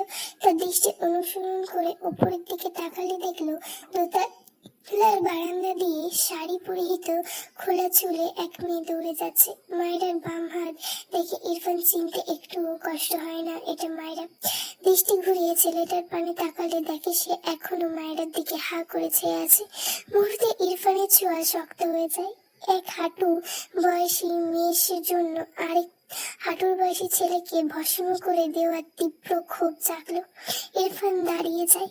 দ্রুত পায়ে এগিয়ে গিয়ে ফাইজের মামাতো ভাইয়ের সামনে গিয়ে দাঁড়ালে ছেলেটা থতমত খেয়ে তাকায় ইরফানের দিকে। ইরফান চোখ মুখ শক্ত করে ছেলেটার দিকে তাকিয়ে আছে। আশেপাশে চোখ বুলিয়ে দেখে তার বাবা মা, ফাইজের বাবা মা কথা বলে ব্যস্ত। ইরফান শক্ত চোখে বলে, আমার সাথে এসো। ছেলেটা তার ভাইয়ের বন্ধুর কথা অমান্য করলো না, উঠে দাঁড়ালো। ইরফান বাইরের দিকে এগিয়ে যায়, ছেলেটাও পিছু পিছু যায়। ইরফান একদম বাইরে গিয়ে দাঁড়িয়ে বলে, আমার জন্য 2 প্যাকেট সিগারেট নিয়ে আসবে, গো। ইরফানের কথায় ছেলেটা অবাক হয়। সে তো মেহমান এই বাড়ির। যদি সে বাচ্চা হতো তাহলে এটা নর্মাল ছিল, কিন্তু সে তো বাচ্চা নয়। পিছন থেকে শুদ্ধ বলে, আমার কাছে সিগারেট আছে, ওকে দিয়ে আনাচ্ছিস কেন? ইরফান প্যাকেট থেকে 500 টাকার একটা নোট এগিয়ে দিয়ে বলে, দ্রুত যাও। শুদ্ধ ইরফানের হাত থেকে টাকাটা কেড়ে নিয়ে বলে, কি করছিস ইরফান? ও আমাদের মেহমান। ইরফান শুদ্ধের দিকে রেগে তাকায়। এরপর ছেলেটার দিকে তাকালে দেখলো সে বাড়ির ভেতর উকি দিচ্ছে। ইরফান খুব ভালো করে বুঝলো এই ছেলের মনোভাব। সে নিজের ওপর বিরক্ত। এই বাচ্চা ছেলের প্রতি রাগের কারণ তার রাগ আরো দ্বিগুণ হচ্ছে। কিছু না বলেই হনহন করে ভেতরে চলে যায়। ছেলেটা সহ শুদ্ধ দুজনেই বোকা বনিয়ে তাকায়। শুদ্ধ ফাইজের মামাতো ভাইয়ের হাত ধরে প্রসঙ্গ এড়াতে গিয়ে বলে, চলো তোমাকে এক জায়গায় ঘুরিয়ে আনি। ছেলেটা কিছু বলল না। ইরফানের কাছে কিছুটা বিব্রত বোধ করছে। পিছন ফিরে আরেকবার তাকায়, মায়ের কথা ভাবে। মেয়েটাকে দেখে তো বাচ্চা মনে হলো। ভাবলো এই লোকটার বোন হয়তো। লোকটা কেমন গম্ভীর টাইপ। এমন ভয়ঙ্কর ভাইয়ের বোনরাই কি ওরকম ভয়ঙ্কর সুন্দর হয় নাকি? কথাটা মনে মনে ভেবে ভীষণ আফসোস করলো। মায়েরা চুপি চুপি ছাদের দরজার কাছে দাঁড়িয়ে আছে, হাতে একটা লাইটার, অপর হাতে পটকার প্যাকেট। তার উদ্দেশ্য ইনায়া আর তার বরকে একটু চমকে দেওয়া। এই পটকা ফুটিয়ে গ্রামের এইসব অনেক ফুটিয়েছে, অনেকদিন পর একটা আবারও করতে পেয়ে মেয়েটা ভীষণ খুশি। ইনায়ার কথা ভেবে বেশি হাসি পাচ্ছে।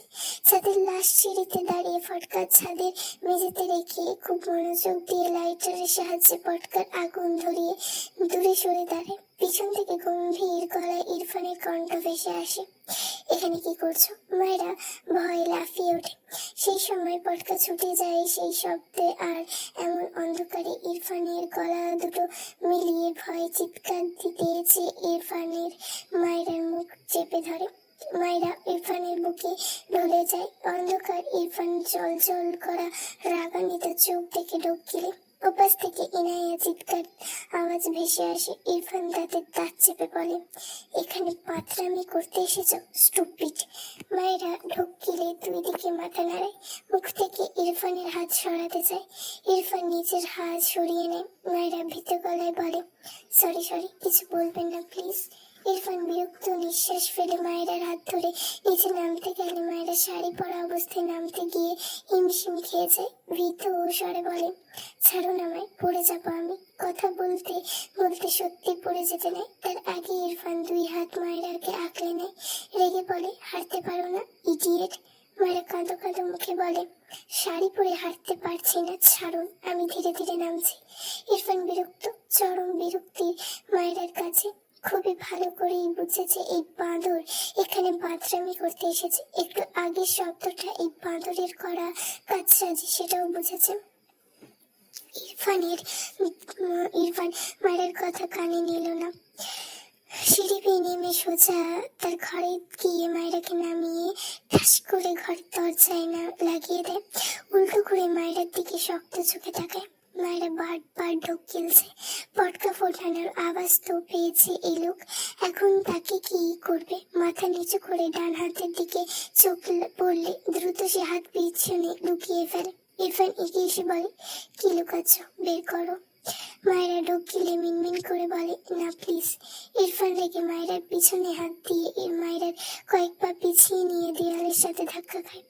ইরফান রেগে যায়, এই বাঁদর বাদরামি করার জিনিস লুকাচ্ছে তার থেকে, আবার যেমন এখন বাদরামি করতে পারে।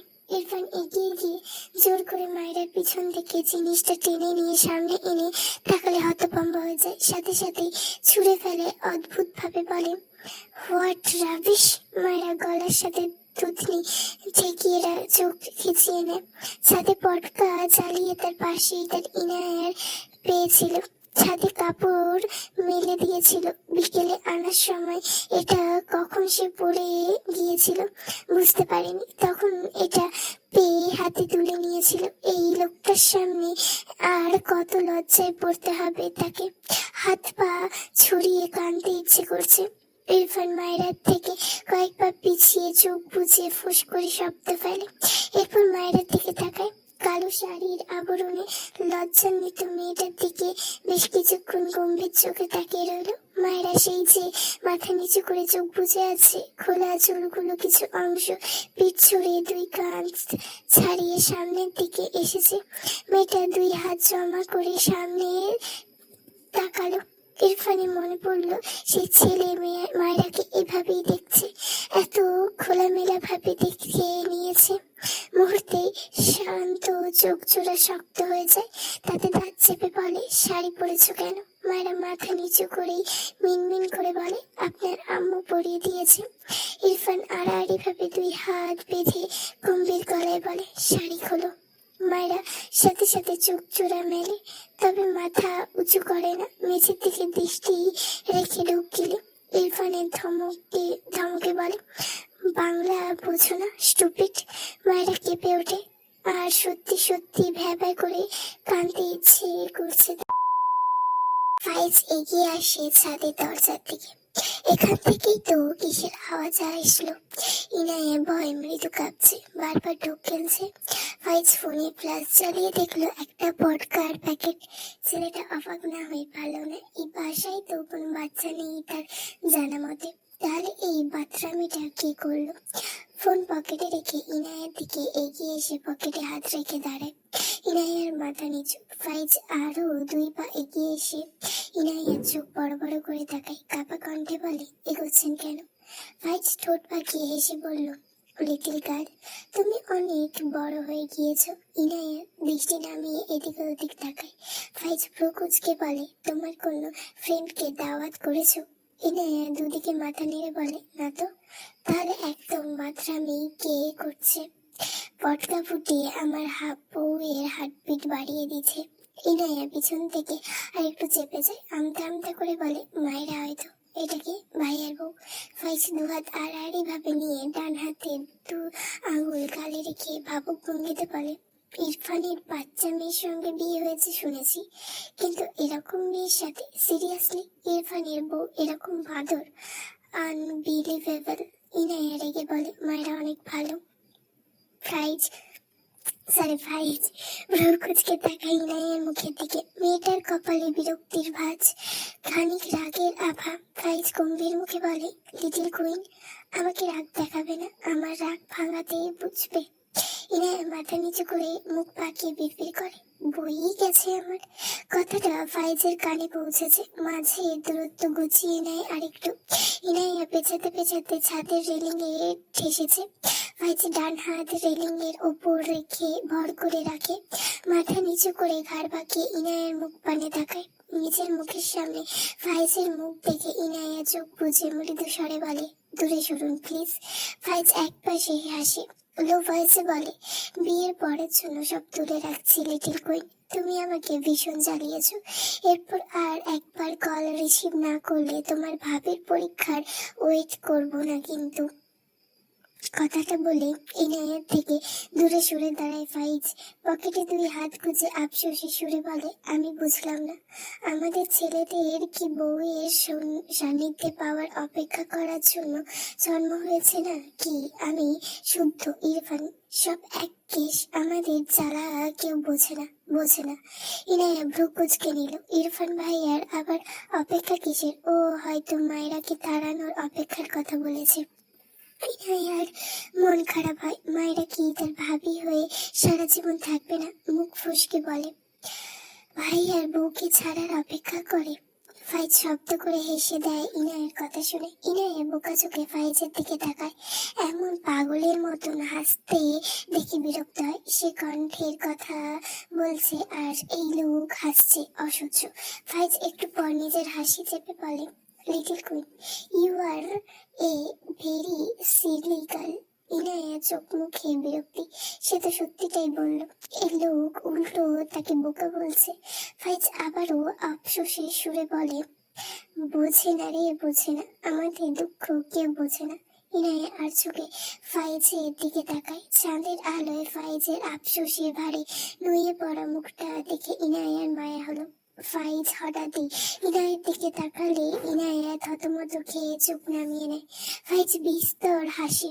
সময় ব্যয় না করে ইনায়ার পাশে দাঁড়ায়, তবে মাঝে এক চিমটি পরিমাণ দূরত্ব রেখেছে। পকেটে দুই হাত রেখে ডান পা রেলিংয়ের সাথে ঠেকিয়ে ফিস করে বলে, হাফ বউয়ে লজ্জা ভাঙানোর জন্য অধীর আগ্রহে অপেক্ষা করছে।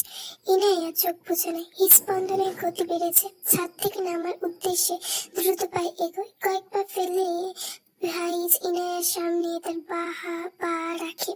ইনায়া হোঁচট খেতে গিয়েও নিজেকে সামলে বলে ওঠে, আমাকে ছোবেন না। ফাইজের দুই হাত পকেটে। হবু বউয়ের কথায় ঠোঁট প্রসারিত হয়। দুই পা পিছিয়ে ইনায়ার পিছনে দাঁড়ায়। ইনায়া মাথা ফাইজের বুক সমান। ফাইজ ডান দিকে একটুখানি ঘাড় বাঁকিয়ে ঠোঁটের কোণে মৃদু হাসি লেপ্টে ডাকে, be ready my little queen for a holler touch. Inaya লজ্জায় কান গরম হয়। এখানে আর কিছুক্ষণ থাকলে তার সব শক্তি ফুরিয়ে ঠাস করে পড়ে যাবে। আর দাঁড়ায় না, দৌড় দেয়। এক দৌড়ে ছাদ থেকে সিঁড়িতে গিয়ে নামে। ফাইজ শব্দ করে হাসে, দুই হাত তুলে টানা দিয়ে বলে, অপেক্ষা little queen, love you. Inaya ছাদের দরজা থেকে একবার পিছু ফিরে তাকায়। রহস্য জল ফাইজের পানি কিছুটা গলা চেঁচিয়ে বলে, বখাটে পুরুষ। ফাইজ অন্ধকারে চেয়ে আবারও শব্দ করে হেসে বলে, ইওর পার্সোনাল। আমি কিছু বলেছি? মায়েরা এবার রেগে যায়। অসভ্য লোক। তার সামনে শাড়ি খুলতে বলছে। চোখ তুলে ইরফানের পানে চেয়ে কোমরে দুই হাত রেখে রেগে বলে, আপনি আসলে অসভ্য। আমার মতো মাসুম বাচ্চার কাপড় খুলতে বলছেন? আপনার সামনে আমি শাড়ি খুলবো না, বুঝলেন? ইরফান রেগে মায়েরার দিকে এগিয়ে আসে। মায়েরা ভয় পেয়ে ডান দিকে কিছুটা হেলে দেওয়ালের সাথে চেপে দাঁড়ায়, মাথা নিচু, তবে আর চোখে ইরফানের দিকে দৃষ্টি রাখে। মায়েরার হাতে ধরে নিজের দিকে ফিরিয়ে নেয়। মায়েরা এলোমেলো দৃষ্টি ফেলে লোকটা শুধু তার কাছে চলে আসে আর তার ভেতর হয় সুনামি। উফ! আর ভাবনার মাঝে ইরফানের শান্ত গলা ভেসে আসে, স্টুপিড, আমার সামনে শাড়ি খুলতে বলেছি? I know you are a little baby. কথাটা বলে আশেপাশে তাকায়, ফুস করে শ্বাস ফেলে ঘরে থেকে বেরিয়ে যায়। মায়েরা ভাবনার জগতে। এই জগতে কিভাবে থাকবে? ইরফানের এত শান্ত কণ্ঠ মেয়েটার হজম হচ্ছে না। বদ হজম হবে আজ শিওর। ইরফান বাইরে বেরিয়ে আসলে ইনায়াকে দেখতে পাই। ইনায়া এগিয়ে এসে বলে, কিছু বলবে ভাইয়া?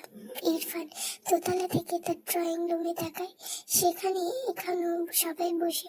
ইনায়ের দিকে তাকিয়ে বলে, রিতাকে বলবি ওই স্টুপিডের জামা আর একটা বই এনে আমাকে দিতে। ইনায়া অদ্ভুত ভাবে তাকায় তার ভাইয়ের দিকে। স্টুপিড মানে যে মায়েরাকে বুঝেছে তার ভাই এটা তার চেয়ে ভালো আর কে জানবে। মায়েরা যে অ্যাক্টিং করে দেখালো, এরপর আর ভুল হওয়ার কোনো চান্স নেই। ইনায়ার এমন দৃষ্টিতে ইরফান কিছুটা বিব্রত বোধ করে, নিজেকে সামলে ধমকের সুরে বলে, হোয়াট? ইনায়া কিছু না বলে চলে যেতে নিলে মায়েরা দরজা খুলে বলে, আপু আমাকে নিয়ে যাও। মায়েরার কথা শুনে ইনায়া পিছু ফিরে তাকায়। ইরফান রেগে তাকায় মায়েরার দিকে। সামনে তাকালে দেখলো ফাইজ আসছে, আর নিচ থেকে শুদ্ধ আর ফাইজের সেই মামাতো ভাই উপরে আসছে। হাত মুঠো করে মায়েরার দিকে তাকায়। তার শাড়ির অবস্থা বেহাল, সাথে চুল ভীষণ এলোমেলো। ইনায়া কিছু বলার আগে ইরফান রেগে মায়েরাকে তার ঘরের ভেতর গায়ে জোরে ধাক্কা দেয়। এরপর সে দ্রুত ঘরের ভেতর গিয়ে মায়েরার পড়ে যাওয়ার আগে মায়েরাকে বাম হাতে তার সাথে শক্ত করে আঁকড়ে ডান পা দিয়ে ঠাস করে দরজা লাগিয়ে দেয়। মায়েরা চেঁচিয়ে উঠতে চায়, তার আগে ইরফান মায়েরার মুখ ডান হাতে চেপে ধরে। মায়েরা চোখ বড় বড় করে তাকায়। ইরফান দাঁতে দাঁত চেপে বলে, থাপ্পড় দিয়ে সব দাঁত ফেলে দেবো, ইডিয়েট। মায়েরা বা হাতে ইরফানের হাত তার মুখের থেকে সরাতে চায়, তবে পারে না। ইরফানের শক্তির সাথে শান্তি নিয়ে শান্ত হয়ে যায়। অসহায় চোখে ইরফানের দিকে তাকায়। ইরফান বেশ গম্ভীর মুখে মায়েরার দিকে চেয়ে মায়েরা চোখ নামিয়ে নেয়। দরজার উপাস থেকে ফাইজ নক করে ইরফানকে ডাকে। ইরফান মায়েরার মুখ থেকে হাত ছড়িয়ে দেয়। মায়েরা স্বস্তির নিঃশ্বাস ফেলে। ইরফান মায়েরাকে ঠেলে তার থেকে দূরে সরায়। মায়েরা কিছু বলতে নিলে তার আগে ইরফান দাঁত পিষে চিবিয়ে চিবিয়ে বলে, জাস্ট একটা ওয়ার্ড উচ্চারণ কর, আই সোয়ার এই দুই কাল থাপড়ে লাল করবো, স্টুপিড। মায়েরার সাথে সাথে তার দুই হাত দুগালে তুলে নেয়। একটু আগে বদহজম হওয়ার কথা ছিল, কিন্তু তা ভ্যানিশ। এই লোকের আসল পরিচয় এটাই। তখন হয়তো ভূতে ধরেছিল, তাই স্বাভাবিকভাবে কথা বলতেছিল। ইরফান বা হাতে মায়েরার ডান হাতের বাহু ধরে বাম দিকে ঠেলে সরিয়ে দেয়। এরপর দ্রুত তার ঘরের দরজা খুলে বেরিয়ে বাইরে থেকে দরজা লক করে দেয়। মায়েরা অসহায় মুখে বন্ধ দরজার পানে চেয়ে থাকে। এমন বন্দি জীবন আর ভালো লাগে না, অসহ্য লোক একটা। ইরফানকে দরজা লক করতে দেখে ফাইজ বলে, তোর ঘরে চল, আমি রেস্ট নেব। ইরফান গম্ভীর গলায় বলে, গেস্ট রুমে চল। সারা জীবন তো তোর রুমে এসে রেস্ট নিলাম, আজ আবার নতুন নিয়ম কেন? বাদ দে, একটু শুতে দে, বিয়ের পর আর আসবো না। তখন বউয়ের ঘরই আমার ঘর, দেখি সর সামনে থেকে। কথাটা বলে দরজা খুলতে গেলে ইরফান রেগে ফাইজের বুকে হাত দিয়ে ঠেলে তাতে দাঁত চেপে রাগান্বিত স্বরে বলে, আমায় রাগাস না, গেস্ট রুমে যা। ফাইজ অবাক হয়, এর ঘরে কি গুপ্তধন আছে নাকি? জীবনে তো এমন করেনি। বউ তো এর ত্রিসীমানায় থাকে না, তাহলেও তো কেউ এমন করে না। ফাইজ বিরক্ত হয়ে বলে, কি নাটক শুরু করলি? রিতা হাতে মায়েরার একটা থ্রি পিস আর একটা বই নিয়ে দাঁড়ায় ফাইজের পাশে। ইরফান তার হাত বাড়ালে রিতা বিনা বাক্যে কাপড় বই ইরফানের হাতে দেয়। ফাইজ ভ্রু কুঁচকে তাকিয়ে থেকে ইরফানের হাতে বই জামার দিকে দৃষ্টি সরে ইরফানের দিকে অদ্ভুত ভাবে তাকিয়ে বলে, একটু বোঝাবি আমায়? বিলিভ মি, আমি তোর আচরণ নিজেকে গুলিয়ে ফেলছি। ইরফান কিছুই বলল না, দরজা খুলে ভেতরে ঢুকে ফাইজের মুখের উপর দরজা লাগিয়ে দিল। ফাইজ তক্তা খেয়ে ছেয়ে আছে। একটু পর পাশে শুদ্ধ দাঁড়িয়ে বলে, এখানে কি করছিস? ফাইজ ইরফানের ঘরের সামনে থেকে কিছুটা সরে গিয়ে শুদ্ধের দিকে তাকিয়ে রেখে বলে, আমি বুঝলাম না, তুই আমাকে মিথ্যে বললি কেন? শুদ্ধ অবাক হয়ে বলে, কি মিথ্যে বললাম? ইরফান তো ওর বউকে থাকতে শুরু করেছে, তুই বললি ও নাকি ওর বউকে মানে না। শুদ্ধ দ্রুত ইরফানের ঘরের বদ্ধ দরজার দিকে তাকায়, আবার ফাইজের দিকে দৃষ্টি ঘুরিয়ে বলে, আর ইউ সিরিয়াস? ফাইজ শুদ্ধের পাশ কাটিয়ে যেতে যেতে বলে, ভিলেনের সাথে মজা করার মুড নেই। শুদ্ধ রেগে বলে, তোর বোনকে থাপড়ে বিয়ে করব, ওকে বলে দিস। ফাইজ ঠোঁট পাকিয়ে হাসলো, এর বিরহ যে তার বোন কবে শেষ করবে কে জানে। ইরফান ঘরের ভেতরে গিয়ে হাতের কাপড় আর বই বিছানার উপর রাখে। মায়েরা বিছানার উপরই বসেছিল। জামা আর বই দেখে অবাক হয়ে বলে, বই এনেছেন কেন? ইরফান গম্ভীর গলায় বলে, চেঞ্জ করে পড়তে বসবে। মায়েরা কাঁদো কাঁদো মুখে করে বলে, আমি আজ পড়বো না, ইনাই আপুর কাছে যাবো আমি। কথাটা বলে বিছানা থেকে নেমে বাইরে যেতে নিলে ইরফান মায়েরার হাত টেনে তার সামনে এনে বলে, স্টুপিড, থাপ্পড় খেতে না চাইলে চুপচাপ যা বলেছি কর। মায়েরা অসহায় মুখ করে রাখে, একটু ভেবে মাথা নিচু করে বলে, আমি আমার ঘরে গিয়ে চেঞ্জ করব। ইরফান এক পা এগিয়ে শার্টের হাতটা গুটিয়ে রেখে বলে, ওকে ফাইন, আমি চেঞ্জ করিয়ে দিচ্ছি। মায়েরা চোখ বড় বড় করে তাকায়, দুই পা পিছিয়ে গিয়ে দুই দিকে মাথা নাড়িয়ে দ্রুত বলে, না না, আমি এখানেই চেঞ্জ করছি, গো। মায়েরা অসহায় চোখে তাকায় ইরফানের দিকে, জিভ দিয়ে ঠোঁট ভিজিয়ে আমতা আমতা করে বলে, আপনি বাইরে যান। ইরফান ফোঁস করে শ্বাস ফেলে ঘর থেকে বেরিয়ে যায়। যাওয়ার আগে দরজা লক করতে ভোলেনি। মায়েরা মুখ ছুড়ে ভীষণ অসহায়ত্বের খেলা। ডান দিকে তাকালে ফ্লোর, দুই সিলি আয়না চোখে পড়ে। মায়েরা দ্রুত পায়ে আয়নার সামনে গিয়ে দাঁড়ায়। এত বড় আয়না বেশ পর্যবেক্ষণ করে দেখতে লাগলো। তার খুব পছন্দ হলো। এমন আয়না সে কখনো দেখেনি। গ্রামে বড় হয়েছে, কিভাবে দেখবে? তবে ফোনে দেখেছিল, বাস্তবে দেখেনি। এই প্রথম সামনে থেকে দেখলো। আয়না থেকে চোখ সরিয়ে ঘরের সামান্য ফার্নিচারের দিকে তাকালো। মায়েরা ভীষণ অবাক হয়। অমন তেরা মাথায় চুল, ইয়া বড় বড় পাগল লোকের ঘর এত গোছালো কি করে? কিছু ফার্নিচার সাদা আর কিছু কালো, অন্য কালারের একটা ফার্নিচারও নেই। মায়েরা তার স্বামীকে পছন্দ না হলেও তার এই গোছালো ঘর ভীষণ পছন্দ হলো। পরনে এলোমেলো শাড়ির দিকে এবার তাকালো, খুলতে চাইলো, কিন্তু ইনায়া এত এত পিন লাগিয়ে দিয়েছে। মায়েরা একটু চেষ্টা করেও রেখে দিল। বিরক্ত লাগছে তার, মাথা ব্যথা করছে। চুপচাপ গিয়ে বিছানায় শুয়ে চোখ বুঝলো। বিছানার চাদরটা সাদা। মায়েরা কিছু একটা ভেবে বিছানা থেকে নামতে চাইলো, কিন্তু মাথা ব্যথা ধীরে ধীরে বাড়তে লাগলো তার, আর চুপচাপ শুয়ে পড়লো। বেশ কিছুক্ষণ এপাশ ওপাশ করলো, ছটফট মাথা ব্যথায়। তার ঘরে গেলে একটা ওষুধ খেতে পারলে ভালো হতো, কিন্তু এখন উপায় নেই। কিছুক্ষণের মাঝে মায়েরা ঘুমিয়ে যায়। রাত বাজে 11টা। ফাইজেরা সবাই চলে গিয়েছে। রুমা বেগম ক্লান্ত শরীর বিছানায় এলিয়ে দিয়েছে। সবাই বেশ ক্লান্ত থাকায় আজ দ্রুত ঘুমিয়েছে। ইরফান তার ঘরে এসে দরজা লক করে উল্টো ঘুরে তাকালে বিছানায় নজর পড়লে চোখ জোড়া বিস্ময়কর করে। মায়েরা দরজার দিকে মাথা দিয়ে শুয়েছে। খাটের কিনারায় মাথা রেখে চুলগুলো নিচে নামিয়ে দিয়েছে। কোমরে নিচ অব্দি চুলগুলো মেঝেতে ছড়িয়ে লুটোপুটি খায়। মায়েরা এলোমেলো হয়ে ঘুমিয়ে আছে। ইরফান ঘরের ছাদের দিকে দৃষ্টি দিয়ে দেখলো ফ্যান ছাড়া। দৃষ্টি নামিয়ে মায়ের দিকে ভ্রু কুঁচকে তাকায়।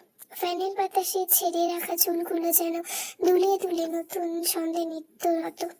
ইরফান চোখ সরিয়ে নেয়, শার্টের 3টে বোতাম খুলে থেমে গেছে। সোফায় টেবিলের ওপর রেখে থেকে এসির রিমোট নিয়ে এসি অন করলো। ফোনে ফ্যানের সুইচ অফ করতে গিয়েও কি মনে করে যেন করলো না। ধীর পায়ে এগিয়ে মায়ের মেঝেতে পড়ে থাকা এলোমেলো চুলগুলো বরাবর দাঁড়ায়। সে সেখানে জামা আর বই রেখে গিয়েছিল, সেগুলো সেখানেই আছে। গায়ের শাড়ির অবস্থা বেহাল। ইরফান মায়েরার কাছে বিরক্ত হয়। ফ্যানের হালকা বাতাসে মায়েরার মুখের ওপর ছোট ছোট চুলগুলো খোলা করে বেড়ায়। ফর্সা গোলগাল শান্ত মেয়ের মুখ পানে ইরফান অনুভূতিহীন দৃষ্টিতে গম্ভীর মুখভাবে চেয়ে রইল। কতক্ষণ নিজেও বুঝলো না। মায়েরা ঘুমের মাঝে নড়াচড়া করে উল্টো হয়ে শুয়ে পড়ে। দুই হাত সামনে দিয়ে বাড়িয়ে দিলে এক হাত ইরফানের দুই পায়ের মাঝে বরাবর গেল, আরেক হাত ইরফানের হাঁটুর সাথে লেগে যায়। মাথার চুলগুলো উল্টো হয়ে নিচের দিকে ছড়িয়ে পড়ে। মায়েরার ঘাড় উন্মুক্ত হয়ে আছে। ইরফান অদ্ভুত ভাবে মায়েরার দিকে তাকিয়ে থাকলো। তার পায়ের সাথে লেগে থাকা মায়েরার হাতের দিকে একবার তাকালো। এরপর চোখ তুলে তাকালে মায়ের ফর্সা উন্মুক্ত ঘাড়ের পানে দৃষ্টি পড়লে চোখ সরিয়ে বিড়বিড় করে, স্টুপিড, এই বলে ব্যালকনিতে চলে যায়। এসি প্লাস ফ্যানের বাতাসে মায়ের শরীর ঠান্ডা হয়ে গিয়েছে। মেয়েটা ঘুমের মাঝে নিজেকে গুটিয়ে গুটিয়ে শুড়ি মেরে শুয়ে আছে, তবুও ঠান্ডা কমে না। বারবার এপাশ ওপাশ করতে করতে এক পর্যায়ে বিরক্তিতে চোখ মুখ কুঁচকে নেয়। ঘুম ভেঙে গিয়েছে। পিট পিট করে চোখ মেলে তাকায়, বোঝার চেষ্টা করছে সে আসলে কোথায়। ধীরে ধীরে শোয়া থেকে উঠে বসলো। দেয়াল ঘড়িতে চোখ পড়লে দেখে 11:30 প্রায় বেজে গিয়েছে। মায়েরা চোখ বড় বড় করে তাকায় আশেপাশে, তাহলে ইরফানকে না দেখে দরজার দিকে তাকালো। ওই লোককে এখনো আসেনি ভাবলো। এসে যদি দেখতো শিবদার বিছানায় পুরো দখল করে শুয়ে আছে, নিশ্চয়ই তাকে দোতলা থেকে ফেলে দিত। বিড়বিড় করলো, দয়া মায়াহীন লোক একটা। ডান হাতে মাথার চুল টেনে ধরলো। মাথা ব্যথা তীব্র হারে বেড়েছে। ধীরে ধীরে বিছানা থেকে নামলো। দরজার থেকে এগিয়ে গিয়ে নিজে নিজে খোলার চেষ্টা করলো, পারছে না। এটা কিভাবে গলায় কিন্তু হয় মায়েরা, বিরক্ত হয় মায়েরা। পিছন থেকে গম্ভীর গলায় ইরফানের কণ্ঠ আসে, কি করছো? ইরফান গলা পেয়ে মায়েরা দ্রুত পিছু ফিরে তাকায়। এই লোক কখন আসলো? আমতা আমতা করে বলল, দরজা খুলে দিন। ইরফান হ্যাঁ না কিছুই বলল না, চুপচাপ মায়েরার দিকে চেয়ে থাকে। মায়েরার মুখ ফোলা, চোখ দুটো হালকা লাল, ডান গালে কয়েকটা দাগ পড়েছে। মায়েরা ইরফানের হাতের দিকে এমন চুপচাপ অনুভূতিহীন চোখে তাকিয়ে থাকতে দেখে চোখ নামিয়ে নেয়। আবারও চোখ তুলে তাকালে দেখে ইরফান সেভাবে চেয়ে আছে। মায়েরা আবারও আমতা আমতা করে বলে, দরজাটা খুলে দিন প্লিজ। ইরফান ফুস করে শ্বাস ফেলে খটখট পায়ে এসে দরজা খুলে দিলে মায়েরা ঘর থেকে বেরোনোর জন্য পা বাড়ালে মাথাটা কেমন চক্কর দিয়ে ওঠে। ইরফান মায়েরার ডান বাহু চেপে ভ্রু কুঁচকে বলে, হোয়াট হ্যাপেন? মায়েরা চোখ বুঝে বা হাতে মাথার চুল টেনে ধরে। ইরফান মায়েরার নিরাপত্তার ধমকে বলে, স্টুপিড, হোয়াট হ্যাপেন? মায়েরা বিরক্ত হয়। এখন শুধু ইংলিশ ছাড়বে আর তাকে বকাধকা করবে। রেগে মেগে চোখ খুলে বলে, আপনার জন্যই তো ওষুধ খেতে পারিনি। আমাকে বন্দি করে রেখেছিলেন কেন? উফ, মাথা আমার ছিঁড়ে গেল। ইরফান রেগে শক্ত হাতে মায়েরার হাত চেপে বলে, স্টুপিড, পাছে না বকলে থাকতে পারো না? কি হয়েছে? মায়েরা বিরক্ত নিয়ে রেখে বলে, মাথা ব্যথা করছে বুঝলেন? ও আপনি তো আবার ইংলিশ বলতে বুঝতে কষ্ট হয়। হেডেক হচ্ছে আমার। ইরফান শক্ত হাতে মায়েরার মুখ চেপে ধরে। সেভাবে ধরে মায়েরাকে তার ঘরে নিয়ে যায়। ড্রয়ার থেকে ফার্স্ট এড বক্স বের করে। মায়েরা দুই হাতে তার মুখ থেকে ইরফানের হাত সরাতে চায়, কিন্তু বরাবরের মতোই ব্যর্থ। ইরফান ফার্স্ট এড বক্স থেকে টাপলিন দিয়ে মায়েরার মুখ থেকে হাত সরিয়ে নেয়। মায়েরা উল্টো করে রেখে ইরফানের বুকে ধাক্কা দেয়, শুধু তার মুখ চেপে ধরে। অসহ্য লোক একটা। ইরফান মায়েরার গাল চেপে রেখে বলে, আমায় রাখিও না, এটা খেয়ে এক্ষুনি বের হবে এখান থেকে। মায়েরা বিরক্ত চোখে ইরফানের দিকে চেয়ে আছে। ইরফান মায়েরার গাল ছেড়ে দেয়। মায়েরা রেগে বলে, আমি থাকতে চেয়েছি এখানে, আপনি তো আমাকে আপনার এই জেলখানায় আটকে রেখেছেন, অসহ্য লোক একটা।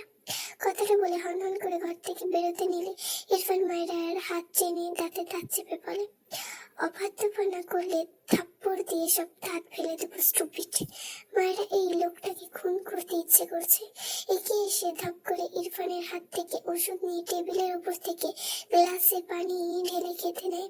ইরফানের রাগে চোয়াল শক্ত হয়েছে, আর নিতে পারছে না। এগিয়ে মায়েরাকে টান মেরে তার সামনে আনে। ফলস্বরূপ মায়েরার হাত থেকে গ্লাসটা একদম ইরফানের গায়ের উপর ঠাস করে পড়ে। পানিগুলো মেঝেতে ছড়িয়ে যায়। তবে ইরফান নির্বিকার। সে মায়েরার দিকে দাঁতের দাঁত চেপে শক্ত চোখে তাকিয়ে আছে। মায়েরা মাথা নিচু করে ইরফানের পায়ের দিকে তাকায়। কাঁচের গ্লাসটা সোজা এই লোকের পায়ের ওপর পড়ল, অথচ লোকটার কোনো হেলদোল নেই। আসলে গন্ডারের এই লোক অনুভূতি নেই। সবচেয়ে বড় কথা, তার হাত ধরে মুখ ধরে এমন টানছে কেন এই লোক? মাথা তুলে ইরফানের দিকে তাকালে দেখলো গিলে খাওয়ার চোখে তার দিকে চেয়ে আছে। মায়েরা ইরফানের দৃষ্টিতে নিজের মধ্যে বিদ্যমান বিরক্ত রাগ সব হজম করায় ব্যস্ত হলো। আল্লাহ জানি সে করছেটা কি। ইরফান বা হাতে মায়ের কান চেপে ডান হাতে মায়ের গাল চেপে ধরে তাতে দাঁত পিষে বলে, আর ইউ ম্যাট? খালি পেটে ওষুধ খাচ্ছিলে কেন? মায়েরা অবাক হয়ে তাকায় ইরফানের দিকে। আর তো মনেই নেই, সেই দুপুরে খেয়েছিল, এখন 12টা বেজে চলেছে। মাঝে ক্ষুধা লেগেছিল কিন্তু খায়নি, আর এখন এমন খালি পেটে ওষুধ খেতে যাচ্ছিল। পিড়পিড় করে, নিজে পাগল তাই আমাকে পাগল বলছে। চোখ নামিয়ে মিনমিন করে বলে, মনে ছিল না। ইরফান মায়েরাকে ছেড়ে রেখে বলে, বক বক করেই তো পেট ভরিয়ে ফেলো, মনে থাকবে কি করে, স্টুপিড। মায়েরা বিরক্ত চোখে তাকায় ইরফানের দিকে। বকবক করে আবার কার্পেট ভরে যত সব আজগুবি কথা। উল্টো করে যেতে নিলে ইরফান আবারও মায়েরার হাত শক্ত হাতে চেপে ধরে রেখে বলে, আবার কোথায় যাচ্ছ? মায়েরাও রেগে ইরফানের দিকে তাকায়। তার হাত আর মুখ ব্যথা বানিয়ে দিয়েছে অসহ্য। ইরফান রাগী চোখে মায়ের দিকে চেয়ে আছে। মায়েরা হতাশায় শান্ত শ্বাস ফেলে অসহায় কণ্ঠে বলে, দয়া করে ছাড়ুন, আমার প্রচন্ড মাথা ব্যথা করছে, কিছু খেয়ে ওষুধ খাবো। ইরফান ততমতো খেয়ে মায়েরার হাত ছেড়ে গম্ভীর গলায় বলে, ইয়া সিওর গো। মায়েরা নিচে নেমে চারিদিকে অন্ধকার দেখে। সবাই ঘুমিয়েছে বোধহয়, খাবার যে কোথায় সে তো জানে না। কোথায় খুঁজবে? টেবিলে তো পানি ছাড়া কিছুই নেই। মিটমিটে আলোয় মাঝে মায়েরা চেয়ার টেনে বসলো। এরপর 2 গ্লাস পানি খেয়ে নিল। তৃতীয় গ্লাস পানি ঢালার সময় পাশ থেকে ইরফানের কণ্ঠ পায়, থাপ্পড় খাওয়ার জন্য এত উতলা। মায়েরা ধরফর করে চেয়ার থেকে উঠে দাঁড়ায়। কয়েক হাত দূরে দাঁড়ানো ইরফানের ঝাপসা দেখলো। মায়েরা ভ্রু কুঁচকাল। উপর থেকে নিচে আসলো কখন? ইরফান তাদের দাঁত চেপে বলে, খাবার কই? মায়েরা মিনমিন কণ্ঠে, খুঁজে পায়নি। ফ্রিজ চেক করেছিলে? মায়েরা ভাবে, তাই তো। আসলে তার ঘুম পাচ্ছে। টেবিলে থাকলে ঝটপট খেতে নিত, আবার কে খুঁজতে যাবে? তাই পানি খেয়ে পেট ভরিয়ে ওষুধ খেতে চাইছিল। মায়েরা চুপ থাকা ইরফান আরো রেখে যায়, থমকে বলে, অ্যান্সার মি স্টুপিড। মায়েরা কেঁপে ওঠে। এই লোকটা তার পিছু ছাড়ছে না কেন? অসহ্য একটা। পিড়পিড় করতে করতে ফ্রিজ খুলতে দেখতে পায় একদম সামনেই একটা প্লেট। ইরফান ডাইনিং এর লাইট জ্বালিয়ে দিয়েছে। মায়েরা প্লেটের ঢাকনা সরিয়ে বুঝলো হয়তো তার শাশুড়ি মা তার জন্য সাজিয়ে রেখেছে প্লেটটা। ধীরে পায়ে এগিয়ে এসে চেয়ারে বসে খেতে শুরু করলো। আর চোখে বাঁদিকে তাকালে ইরফানকে দাঁড়িয়ে থাকতে দেখে খাবারের গতি কমালো। এভাবে তাকিয়ে থাকলে খাওয়া যায়? কিছুক্ষণ খাবার মেরে চেড়ে ঘাড় বাঁকিয়ে থেমে গেল। আপনি চান? ইরফান ভ্রু কুঁচকে তাকায়। এগিয়ে এসে মায়েরার পাশের চেয়ারে বসে পড়ে। মায়েরা থতমত খেয়ে যায়। ইরফান ফোন স্ক্রল করতে করতে গম্ভীর গলায় বলে, ফিনিশ ইট ফার্স্ট। মায়েরা তার প্লেটের দিকে তাকায়। মুখটা অসহায়। ডান দিকে সরে এসে একদম চেয়ারের কোণে বসে আর চোখে ইরফানের দিকে একবার তাকায়। ইরফান 2 হাত মেলে টেবিলের ওপর রাখায় তার হাত নামানোর হাতের সাথে লাগছে। মেয়েটা বাম হাত নামিয়ে তার কোলের ওপর গুটিয়ে রাখলো। আরেকটু চেপে যেতে চাইলে ইরফানের ফোনের দৃষ্টি নিবদ্ধ রেখে গম্ভীর গলায় বলে, মেঝেতে বসে খেতে চাইছো? মায়েরা চেয়ার থেকে আরেকটু সরতে গিয়ে পড়ে নিলে টেবিলের কোণা থেকে নিজেকে সামলে নেয়। ইরফান বিরক্ত চোখে মায়ের দিকে তাকায়। চোখ মুখে তার তীব্র বিরক্তির সাথে রাগ। মায়েরা কাঁদতে ইচ্ছে করছে। আমতে আমতে করে মুখে ফসকে বলে, আপনি প্লিজ যান, আমাকে ভূতে ধরেছে। ইরফান দাঁতে দাঁত চেপে বলে, হোয়াট? মায়েরা কেঁপে ওঠে। এর মাঝে ইরফানের ফোনে কল আসলে ইরফানের দৃষ্টি সরিয়ে ফোনের দিকে তাকায়। এরপর চেয়ার থেকে উঠে প্যান্টের পকেটে ডান হাত গুজে দাঁড়ায়। বা হাতে কল রিসিভ করে কানে ফোন করে সিরিয়াস হয়ে কথা বলতে থাকে।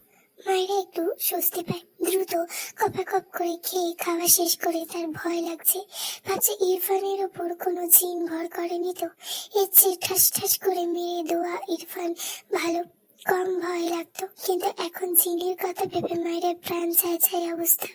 খাওয়া শেষে ওষুধটা খেতে এক দৌড়ে তার ঘরে গিয়ে দরজা লাগিয়ে দেয় মায়েরা। তার মনে হচ্ছে হয় ইরফানকে জিন ধরেছে, নয়তো তার এতবার মুখ ফসকে পাগল বলায় আল্লাহ তার কথা কবুল করে নিয়েছে। তাই ইরফান তার সাথে স্বাভাবিক আচরণ করছে। ইরফানের কথা বলার মাঝেই দেখলো মায়েরা দৌড়ানি ফোন কেটে গম্ভীর চোখে মায়েরার ঘরের বদ্ধ দরজার পানে চেয়ে রইল কিছুক্ষণ। পিড়পিড় করলো, স্টুপিড বাদর। এরপর ডাইনিং এ লাইট অফ করে 2 সিঁড়ি পরপর দ্রুত পায়ে উপরে উঠে যায়। যদি ভালো লেগে থাকে তার like, comment, share and subscribe. যদি কোনো ভুল ত্রুটি হয় ক্ষমাশূন্য দৃষ্টিতে দেখবেন, আর ভুল হলে সেটা আমাকে একটু ধরিয়ে দেওয়ার চেষ্টা করবেন। আর like, comment, share and subscribe please. তোমাদের এইটুকুনি ভালোবাসাই আমার দরকার।